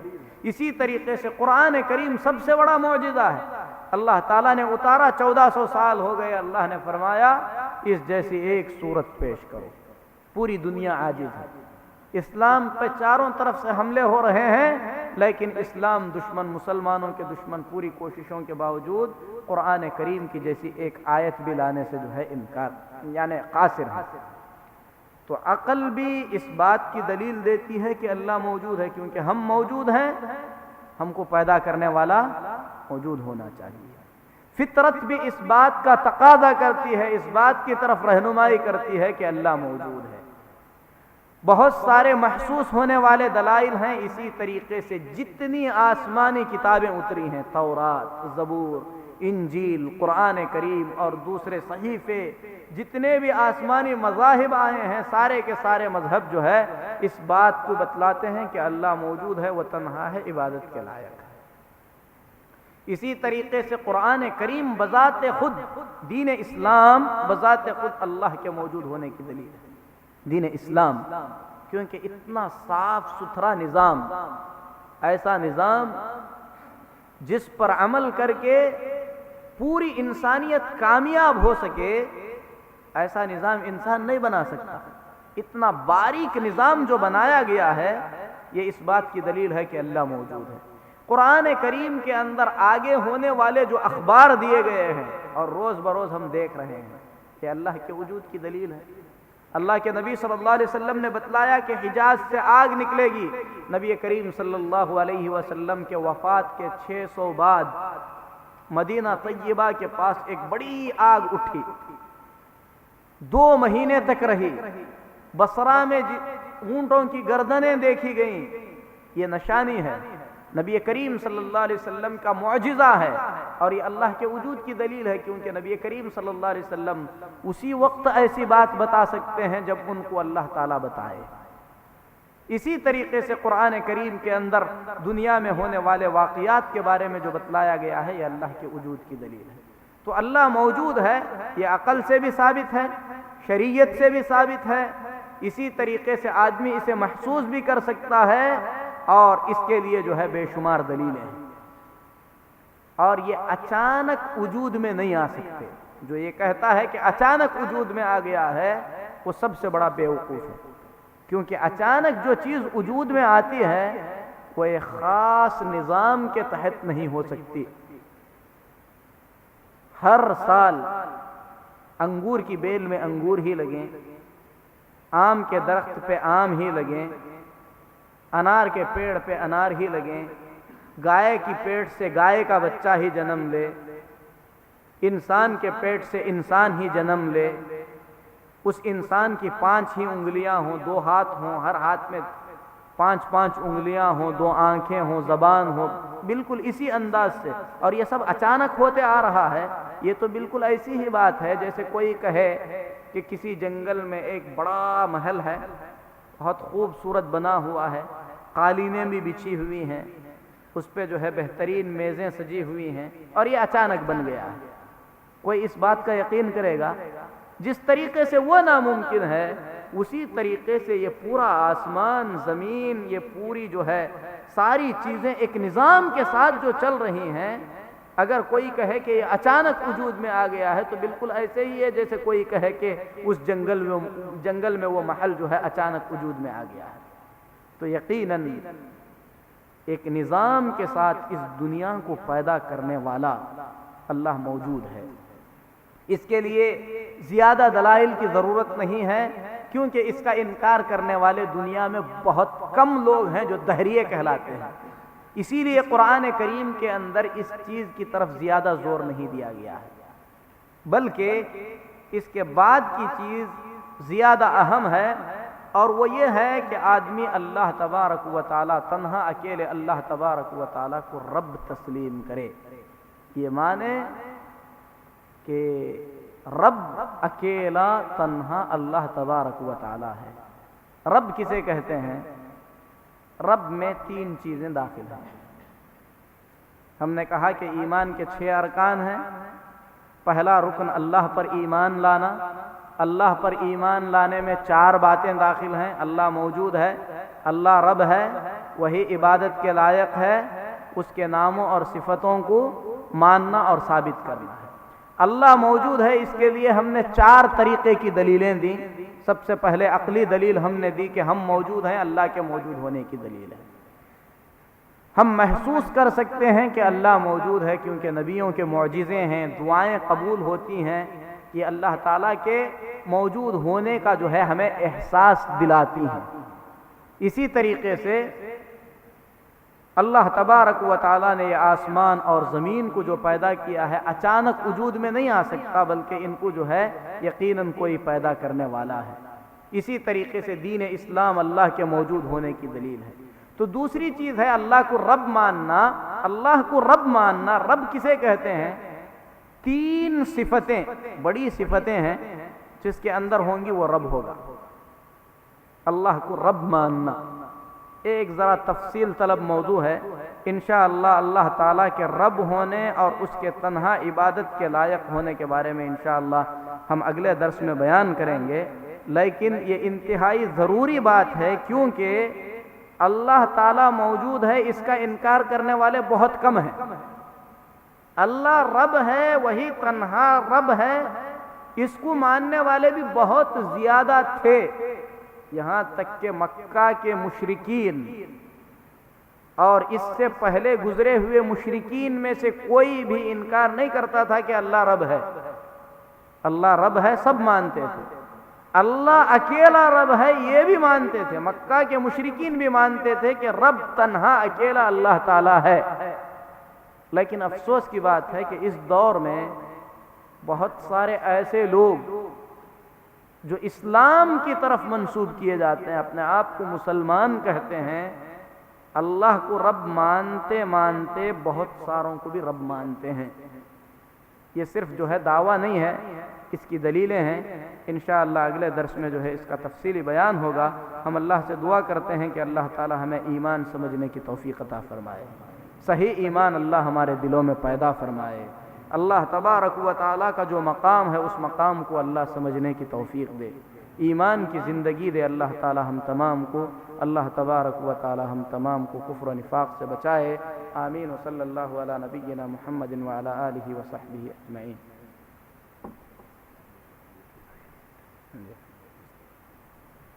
ابھی ایمان کے سلسلے میں جو باتیں ہو چکی ہیں، اگر آپ لوگوں کو اس سلسلے میں کچھ پوچھنا ہے تو پوچھ سکتے ہیں۔ ایمان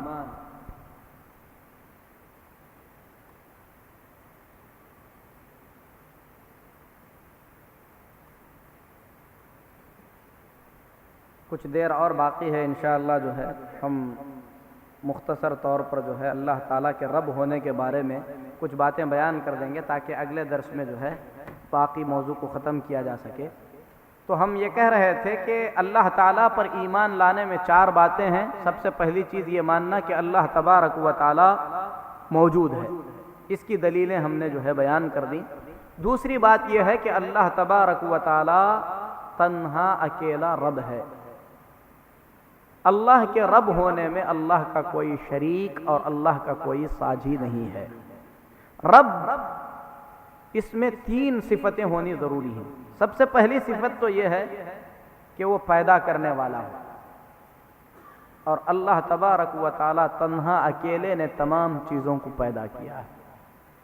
پیدا کرنے کے بعد وہ ان چیزوں کا مالک ہو، ایسا کمزور نہ ہو کہ اس نے پیدا کیا اور کسی نے اس سے چھین لیا، بلکہ اپنی پیدا کی ہوئی چیزوں پر اسی کا قبضہ ہو۔ اور تیسری چیز یہ ہے کہ اپنی مخلوق کا پورا نظام وہی اکیلا تنہا چلاتا ہو، اور اس نظام کے چلانے کے لیے اسے کسی مددگار کی ضرورت نہ پڑے۔ اچھی طریقے سے سمجھیں، رب جس نے پیدا کیا، جو مالک ہے، جو بغیر کسی مددگار کے نظام کو چلانے کی طاقت رکھتا ہو۔ ان تینوں کی دلیلیں ہیں۔ اللہ تبارک و تعالی تنہا اکیلا تمام چیزوں کا خالق یعنی پیدا کرنے والا ہے۔ قرآن میں اللہ فرماتا ہے وَلَئِن سَأَلْتَهُم مَّنْ خَلَقَهُمْ لَيَقُولُنَّ اللَّهُ قُلْ فَأَنَّىٰ يُؤْفَكُونَ۔ اگر آپ ان سے پوچھیں گے، کن سے؟ مکہ کے مشرکوں سے، من خلقہم، کہ ان کو کس نے پیدا کیا ہے، لَيَقُولُنَّ اللَّهُ، تو وہ کہیں گے کہ اللہ نے پیدا کیا ہے۔ فَأَنَّىٰ يُؤْفَكُونَ، پھر یہ کہاں بھٹکے جا رہے ہیں؟ وَلَئِن سَأَلْتَهُمْ مَنْ خَلَقَ السَّمَاوَاتِ وَالْأَرْضَ لَيَقُولُنَّ خَلَقَهُنَّ الْعَزِيزُ الْعَلِيمُ، اگر آپ ان سے پوچھیں گے کہ آسمانوں اور زمینوں کو کس نے پیدا کیا ہے تو کہیں گے کہ اللہ نے، جو کہ بہت ہی زیادہ زبردست اور علم والا ہے۔ تو میرے محترم بھائیو، مکہ کے مشرکین بھی مانتے تھے آسمانوں اور زمینوں کو، بلکہ ان کو بذات خود ان کو کس نے پیدا کیا ہے؟ اللہ نے پیدا کیا ہے۔ مالک بھی اللہ ہے یہ بھی مانتے تھے۔ قرآن پاک میں اللہ تبارک و تعالی فرماتا ہے ذالکم اللہ ربکم لہ الملک، وہی اللہ ہے جو تمہارا رب ہے، ساری ملکیت اسی کے لیے ہے۔ والذین تدعون من دونہ ما یملکون من قطمیر، اس کے سوا جن کو تم پکارتے ہو قطمیر کے بھی مالک نہیں ہیں۔ قطمیر کسے کہتے ہیں؟ کھجور آپ کھائے ہوں گے، کھجور کو جب آپ کھولیں گے کھجور کی گھٹلی پر ایک سفید پردہ ہوتا ہے، ہلکا سا پتلا پردہ، اسے کہتے ہیں قطمیر۔ اللہ فرماتا ہے اللہ کے سوا جن کو تم پکارتے ہو وہ قطمیر کے بھی مالک نہیں ہیں۔ اور کھجور کے بارے میں علم رکھنے والے کہتے ہیں کھجور کے پودے سے لے کر اس کے بیج تک ہر چیز میں کوئی نہ کوئی فائدہ ہے۔ کھجور کا تنا آپ گھر بنا سکتے ہیں، کچا تنا ہے کاٹ کے کھا سکتے ہیں، کچھ لوگ کھاتے ہیں، بلکہ کچھ لوگ شوق سے کھاتے ہیں، جلانے میں کام آتا ہے۔ کھجور کی پتیاں چھت بنائی جا سکتی ہیں، بوری بنائی جا سکتی ہیں، کھجور کھائی جاتی ہے، اس کی گھٹلی کو جو ہے استعمال کیا جاتا ہے، جانوروں کو پیس کے کھلایا جاتا ہے، ہر چیز استعمال میں آتی ہے۔ لیکن جو قطمیر ہے وہ کسی بھی استعمال کی چیز نہیں ہے۔ اللہ فرماتا ہے ایسی چیز جو کہ کسی بھی چیز کے استعمال کے لائق نہیں ہے، جن کو تم اللہ کے سوا پکارتے ہو اس بیکار کی چیز کے بھی مالک نہیں ہے۔ اگر وہ اس کے مالک نہیں ہیں تو دوسری چیز کے بھلا کیسے مالک ہو سکتے ہیں؟ اور مشرکین نے کبھی اس آیت پر اعتراض نہیں کیا، کسی مشرک نے یہ نہیں کہا کہ نہیں ہم جن کو پکارتے ہیں وہ مالک ہیں، بلکہ سب نے مان لیا کہ وہ مالک نہیں ہے۔ سمجھ رہے ہیں؟ بلکہ آپ تمام کو معلوم ہوگا کہ مشرکین جو تلبیہ کہتے تھے اس میں تھا لبیک لا شریک لک لبیک الا شریکا هو لک تملکہ وما ملک، اے اللہ تیرا کوئی شریک نہیں ہے، ایک شریک ہے اس کا بھی مالک تو ہی ہے، اور جو کچھ اس کے پاس ہے اس کا بھی مالک تو ہی ہے، یعنی وہ جو کچھ کر رہا ہے تیرے اختیار سے تیرے دینے سے کر رہا ہے۔ یہ مشرکین کا عقیدہ تھا۔ لیکن ہم آگے بیان کریں گے کہ ہمارے بیچ پائے جانے والے مشرکین کا عقیدہ مکہ کے مشرکین کے عقیدے سے زیادہ گندا کیوں ہے۔ اسی طریقے سے تدبیر، تصرف، سب کچھ دینا، نظام چلانا، یہ تنہا اکیلے اللہ تبارک و تعالیٰ کا کام ہے۔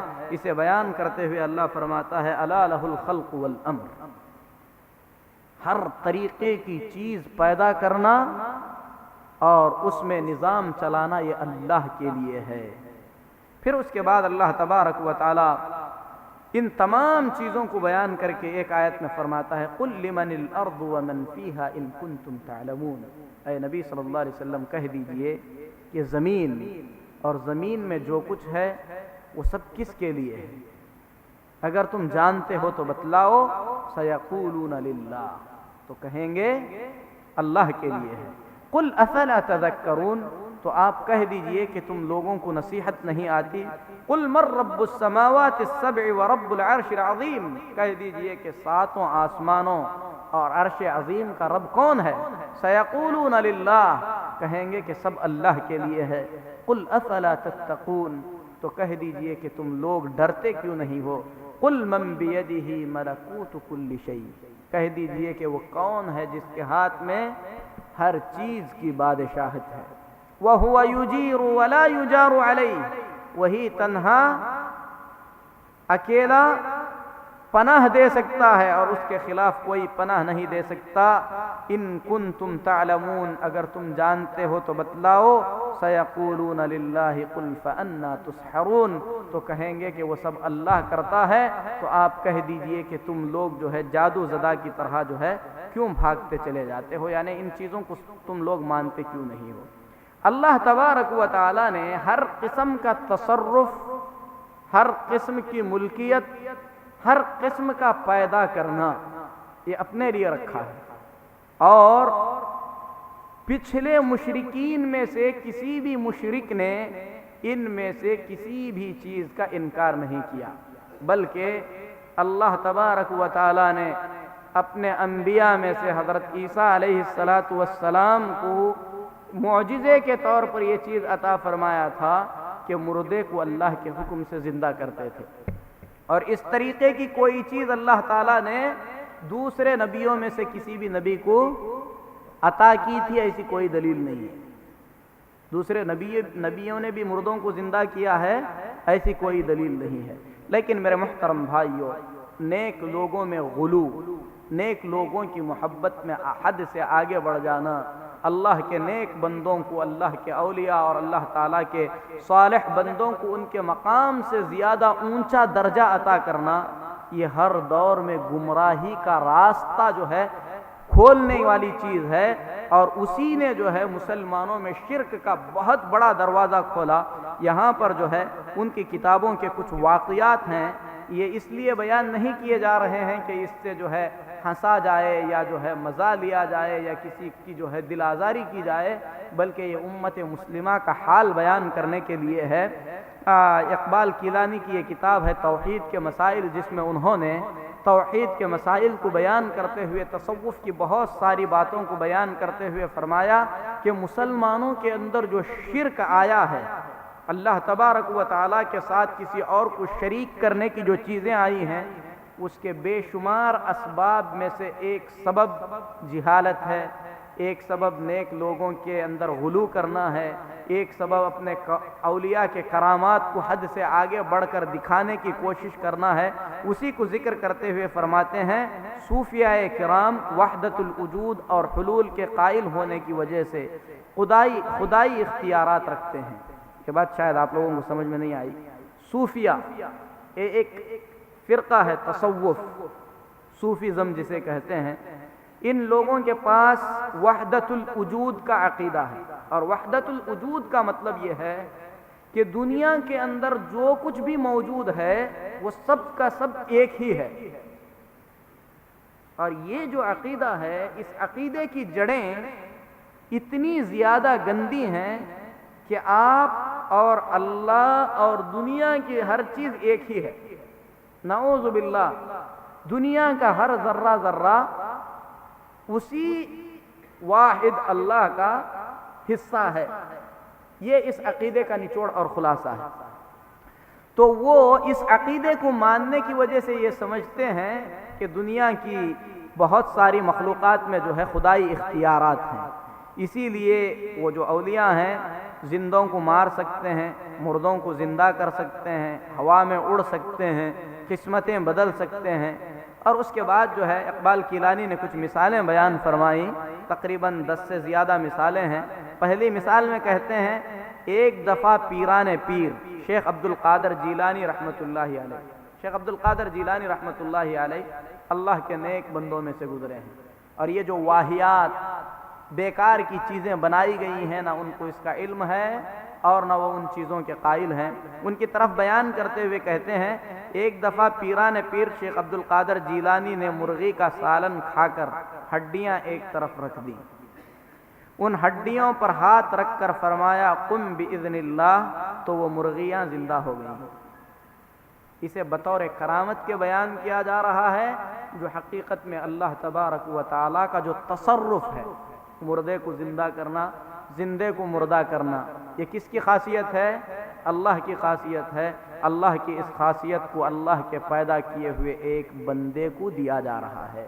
اسی طریقے سے ایک گویے کی قبر پر پیران پیر نے قم باذن اللہ کہا تو قبر پھٹی اور مردہ گاتا ہوا جو ہے نکل آیا۔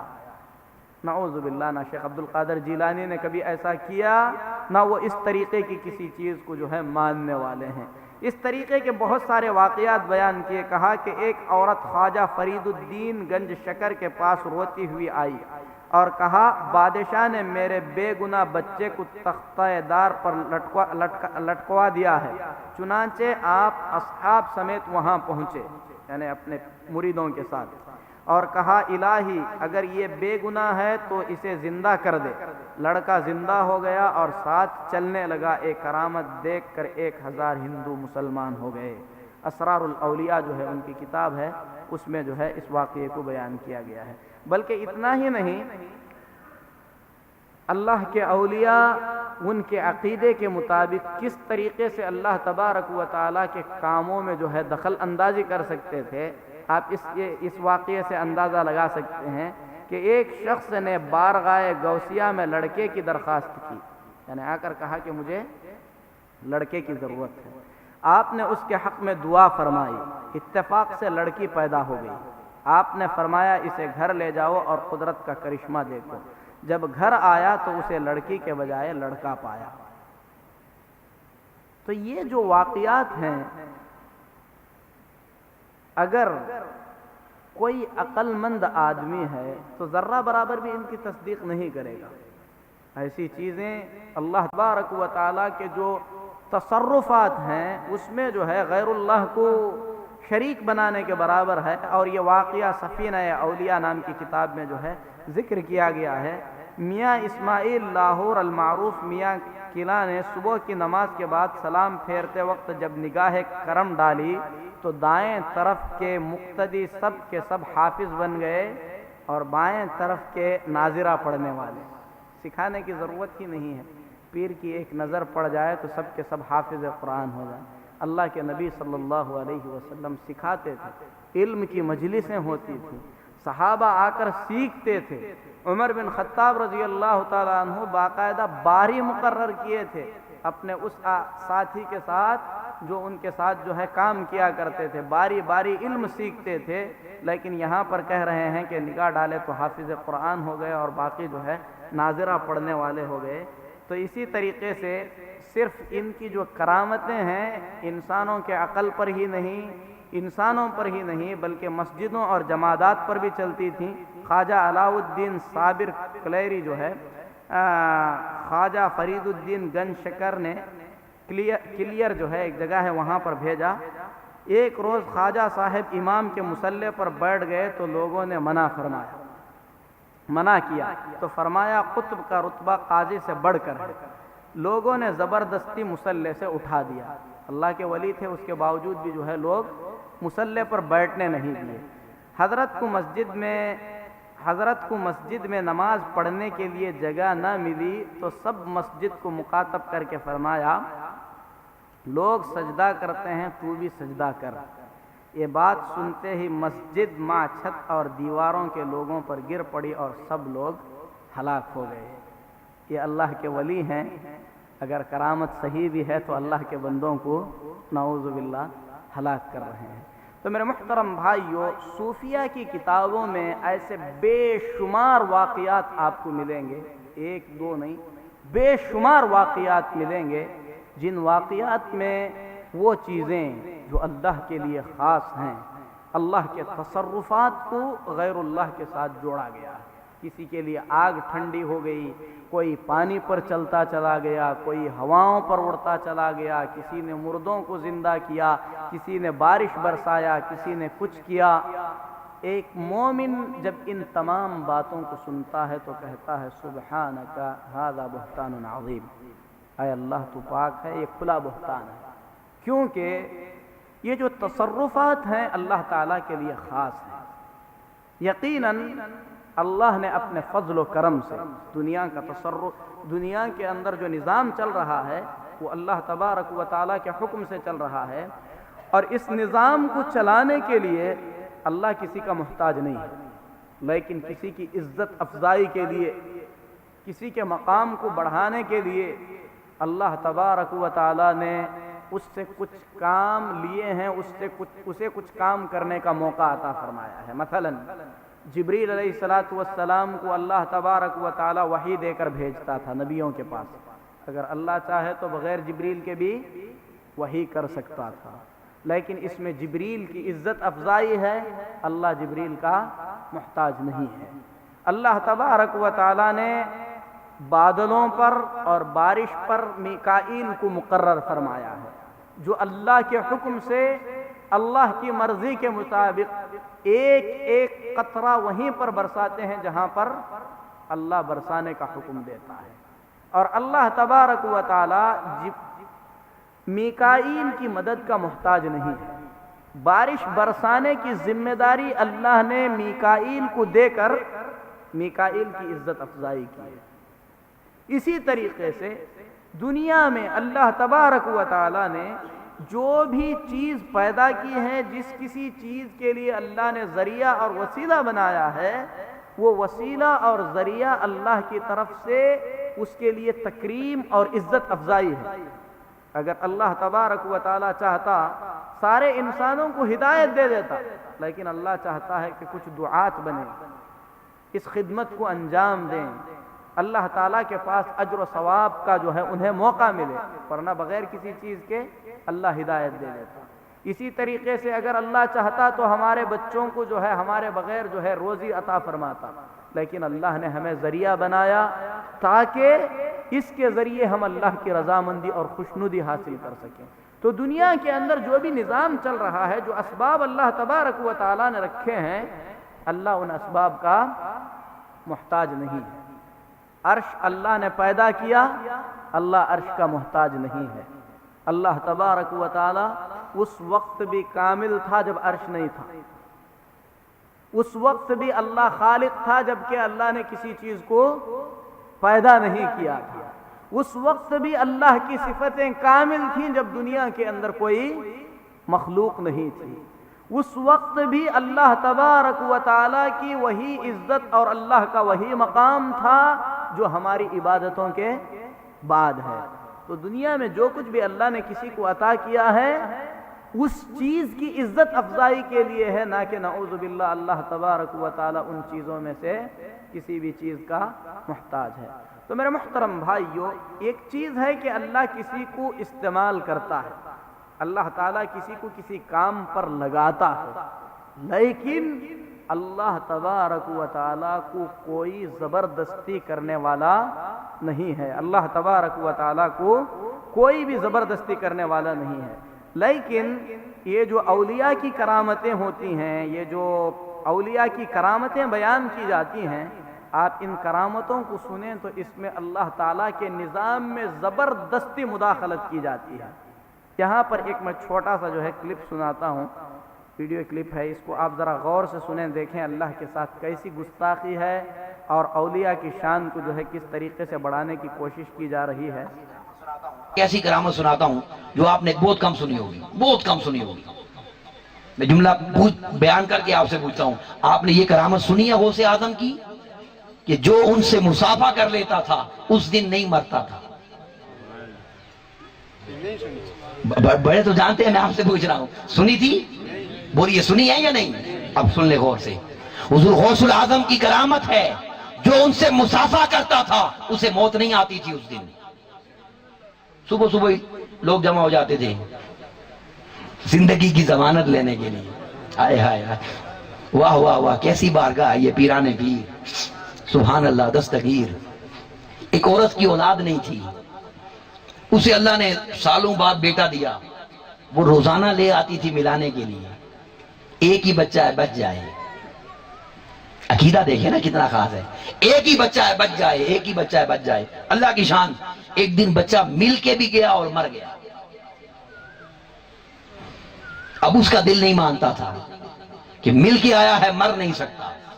वो उठा के ले आई, उधर गौसुल आजम की बारगाह में शिकायत करने आ गई, भाई ये कैसे मर गया है, मिल के जो गया है। अकीदा देखे उसका। जब आई, आगे एक नया मंजर देखा। वो मंजर क्या था कि हुजूर सैयदना गौसुल आजम दस्तगीर की शान थी कि आप अपने शागिर्दों को पढ़ाते थे और मौज में उन्हें कभी कहते थे मर जाओ, वो सारे मर जाते थे। फिर फरमाते जिंदा हो जाओ, वो उठ जाते थे। आप पढ़ा रहे थे, पढ़ाते पढ़ाते कहा मर जाओ, वो सारे ही मर गए।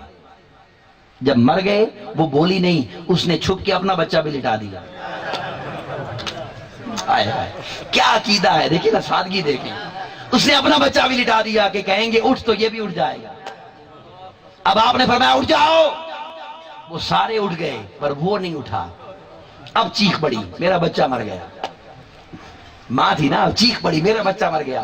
حضور غوث پاک نے توجہ فرمائی اور توجہ فرما کر کہنے لگے کہ اگر میرے کہنے سے مرتا تو پھر اٹھتا بھی، یہ میرے کہنے سے نہیں مرا۔ اب اسے پتا چل گیا کہ جانتے ہیں سب کچھ۔ اب اس نے اگلی بات کہہ دی، حضور مسافہ کر کے گیا تھا، کیسے مر گیا ہے؟ میں تو اس لیے ہیلا کر رہی ہوں، ماں ہوں کدھر جاؤں؟ واہ واہ واہ، حضور غوث پاک کو جلال آ گیا۔ اب اگلی کرامت آپ نے آدھی سنی ہوئی ہے، جلال آیا، اٹھے اور فضا میں ہاتھ بلند کیا، ہاتھ بلند کر کے جھٹکا دیا، اس کا بچہ اٹھ کے بیٹھ گیا، زندہ ہو گیا۔ وہ چلی گئی شکریہ ادا کر کے۔ مریدوں نے پوچھا حضور یہ کیا تھا معاملہ؟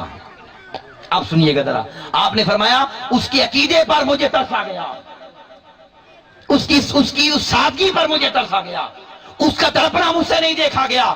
اسرائیل روئے لے کر جا رہا تھا، میں نے اس کے ہاتھ سے روئے پکڑی، مجھے اپنے اللہ کی عزت اور جلال کی قسم ہے، اللہ نے عبد القادر کو وہ مقام دیا کہ جتنے مردے تھے آج اس بچے کے صدقے اللہ نے سارے بھی زندہ کر دیے، سارے زندہ کر دیے۔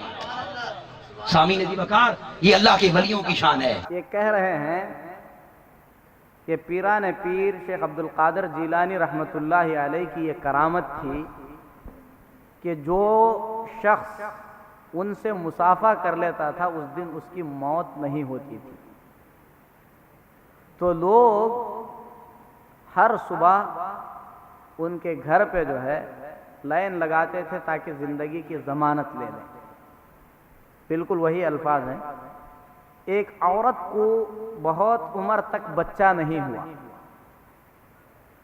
جب بچہ ہو گیا، لڑکا پیدا ہو گیا تو روزانہ اسے لے کر آتی تھی تاکہ اس کے زندگی کی ضمانت ہو جائے۔ ایک دن جو ہے مل کے گیا اور مر بھی گیا۔ اس عورت کو جو ہے تسلی نہیں ہوئی، لے کر آئی تو سارے مرید بیٹھے ہوئے تھے۔ شیخ عبد القادر جیلانی جو ہے اپنے درس کے دوران کبھی کبھی کہہ دیتے تھے اپنے مریدوں سے مر جاؤ، تو سب کے سب جو ہے مر جاتے تھے۔ پھر کہتے تھے کہ زندہ ہو جاؤ، تو سب کے سب جو ہے زندہ ہو جاتے تھے۔ وہ اپنا مرا ہوا بچہ لے کے آئی، جب شیخ عبد القادر جیلانی رحمۃ اللہ علیہ نے کہا کہ مر جاؤ، سب مر گئے، تو اس نے بھی اپنے بچے کو وہیں پہ بازو میں لٹا دیا اور سوچنے لگی جب کہیں گے کہ زندہ ہو جاؤ تو بچہ بھی زندہ ہو جائے گا۔ شیخ عبد القادر جیلانی رحمۃ اللہ علیہ نے جب کہا زندہ ہو جاؤ، سب زندہ ہو گئے لیکن یہ زندہ نہیں ہوا، تو روتے ہوئے لے کر آئی۔ تو شیخ عبد القادر جیلانی رحمۃ اللہ علیہ نے کہا اگر میرے کہنے سے مرا ہوتا تو میرے کہنے سے زندہ ہوتا، یعنی تم مجھ سے چھپانا چاہ رہی تھی، جو باہر مرا ہے اسے لا کر یہاں پر میرے کہنے سے زندہ کرو، ایسا نہیں ہوگا۔ بہرحال وہ بہت رونے لگی، گڑ گڑانے لگی، تو شیخ عبد القادر جیلانی رحمۃ اللہ علیہ نے اپنا ہاتھ اوپر کیا اور جھٹکا دیا، پھر اس کے بعد جو ہے وہ بچہ زندہ ہو کر بیٹھ گیا۔ عورت چلی گئی، مریدوں نے پوچھا، یہ الفاظ ہیں، اللہ انہیں ہدایت دے، کہتے ہیں کہ مریدوں نے جب پوچھا تو شیخ عبد القادر جیلانی نے کہا اسرائیل روحیں لے کر جا رہا تھا، اللہ کے فرشتوں کا ادب نہیں، میں نے اس سے چھینا، اس بچے کی بدولت اور اس عورت کے عقیدے کی بدولت آج جتنے مرے تھے سب زندہ کر دیے گئے۔ کوئی مسلمان تو مسلمان، میں نہیں سمجھتا کہ کوئی ہندو بھی اس طریقے کا عقیدہ اپنے رب کے بارے میں رکھتا ہوگا کہ اللہ کا ایک نظام ہے، فرشتے ایک نظام کے تحت کام کرتے ہیں، بھلا اللہ تبارک و تعالیٰ کے اس نظام میں کیسے مداخلت کی جا سکتی ہے؟ میرے محترم بھائی، یہ جو واقعات بیان کیے جاتے ہیں نا، یہ اولیاء کے بیان کیے ہوئے نہیں ہیں، اللہ کے اولیاء ایسے واقعات سے پاک ہیں۔ یہ ہر دور میں یہ واقعات آتے کہاں سے ہیں؟ اگر آپ حدیث کی تاریخ پڑھیں گے، اللہ کے نبی صلی اللہ علیہ وسلم کی وفات کے بعد جو بیان کرنے والے ہوتے ہیں نا، لوگوں کا توجہ کھینچنے کے لیے، لوگوں کو اپنی طرف مائل کرنے کے لیے، تو پرانی باتیں، سنی ہوئی باتیں کب تک سنیں گے؟ کچھ نیا چاہیے، کچھ لیٹسٹ چاہیے۔ دین میں یہ مت ڈھونڈیں کبھی بھی، کچھ نیا کے چکر میں رہیں گے، کچھ نیا بنا کے بتانا پڑے گا۔ جو پرانا ہے اسی کو آدمی بار بار سنے، یاد رکھے یہ دین کا مسئلہ ہے۔ تو ہر دور میں یہ لوگوں کی جو جستجو ہے نا، کچھ نیا ہونا چاہیے۔ حدیث میں بھی قصہ گو پیدا ہو گئے، بہت سارے قصے بنا کر پیش کیے۔ جب اولیاء کا مسئلہ چل پڑا تو اس وقت بہت زیادہ مجال ان لوگوں کے سامنے کھل گیا، اور ایسے واقعات بیان کر کے صرف لوگوں کی توجہ حاصل کرنے کے لیے جو ہے بیان کیے جاتے ہیں۔ نہ اللہ کا کوئی نیک بندہ ایسی بات بیان کر سکتا ہے، نہ اللہ کے اولیاء میں سے کوئی ولی اس طریقے کی کوئی بات بیان کر سکتا ہے۔ اللہ پر ایمان رکھنے والا ہر شخص ایسی بیہودہ باتوں سے پاک اور بری ہوتا ہے۔ چہ جائے کہ شیخ عبد القادر جیلانی جیسی عظیم شخصیت جو کہ اللہ سے ڈرنے والے، متقی اور پرہیزگار اور نیک بندے تھے، بھلا اللہ کے بارے میں ایسی باتیں کیسے کر سکتے تھے؟ تو یہ ان کی باتیں نہیں ہیں، ان کے نام پر کمائی کرنے والوں کی باتیں ہیں، جو اپنی مزاروں کو زیادہ جو ہے روشن کرنے کے لیے یا زیادہ کسٹمر کھینچنے کے لیے اس طریقے کے واقعات بیان کر کے اپنے ولی کو سب سے بڑا جو ہے بیان کرنے کی کوشش کرتے ہیں۔ ورنہ ولیوں میں سب سے بڑے ولی کون ہیں؟ محمد الرسول اللہ صلی اللہ علیہ وسلم ہیں۔ ان کے بعد کون ہیں؟ صحابہ ہیں۔ شیخ عبد القادر جیلانی رحمۃ اللہ علیہ جیسے کروڑوں عبد القادر جیلانی بھی مل کر ابو بکر صدیق رضی اللہ تعالی عنہ کے ایک دن کے عمل کے برابر نہیں پہنچ سکتے۔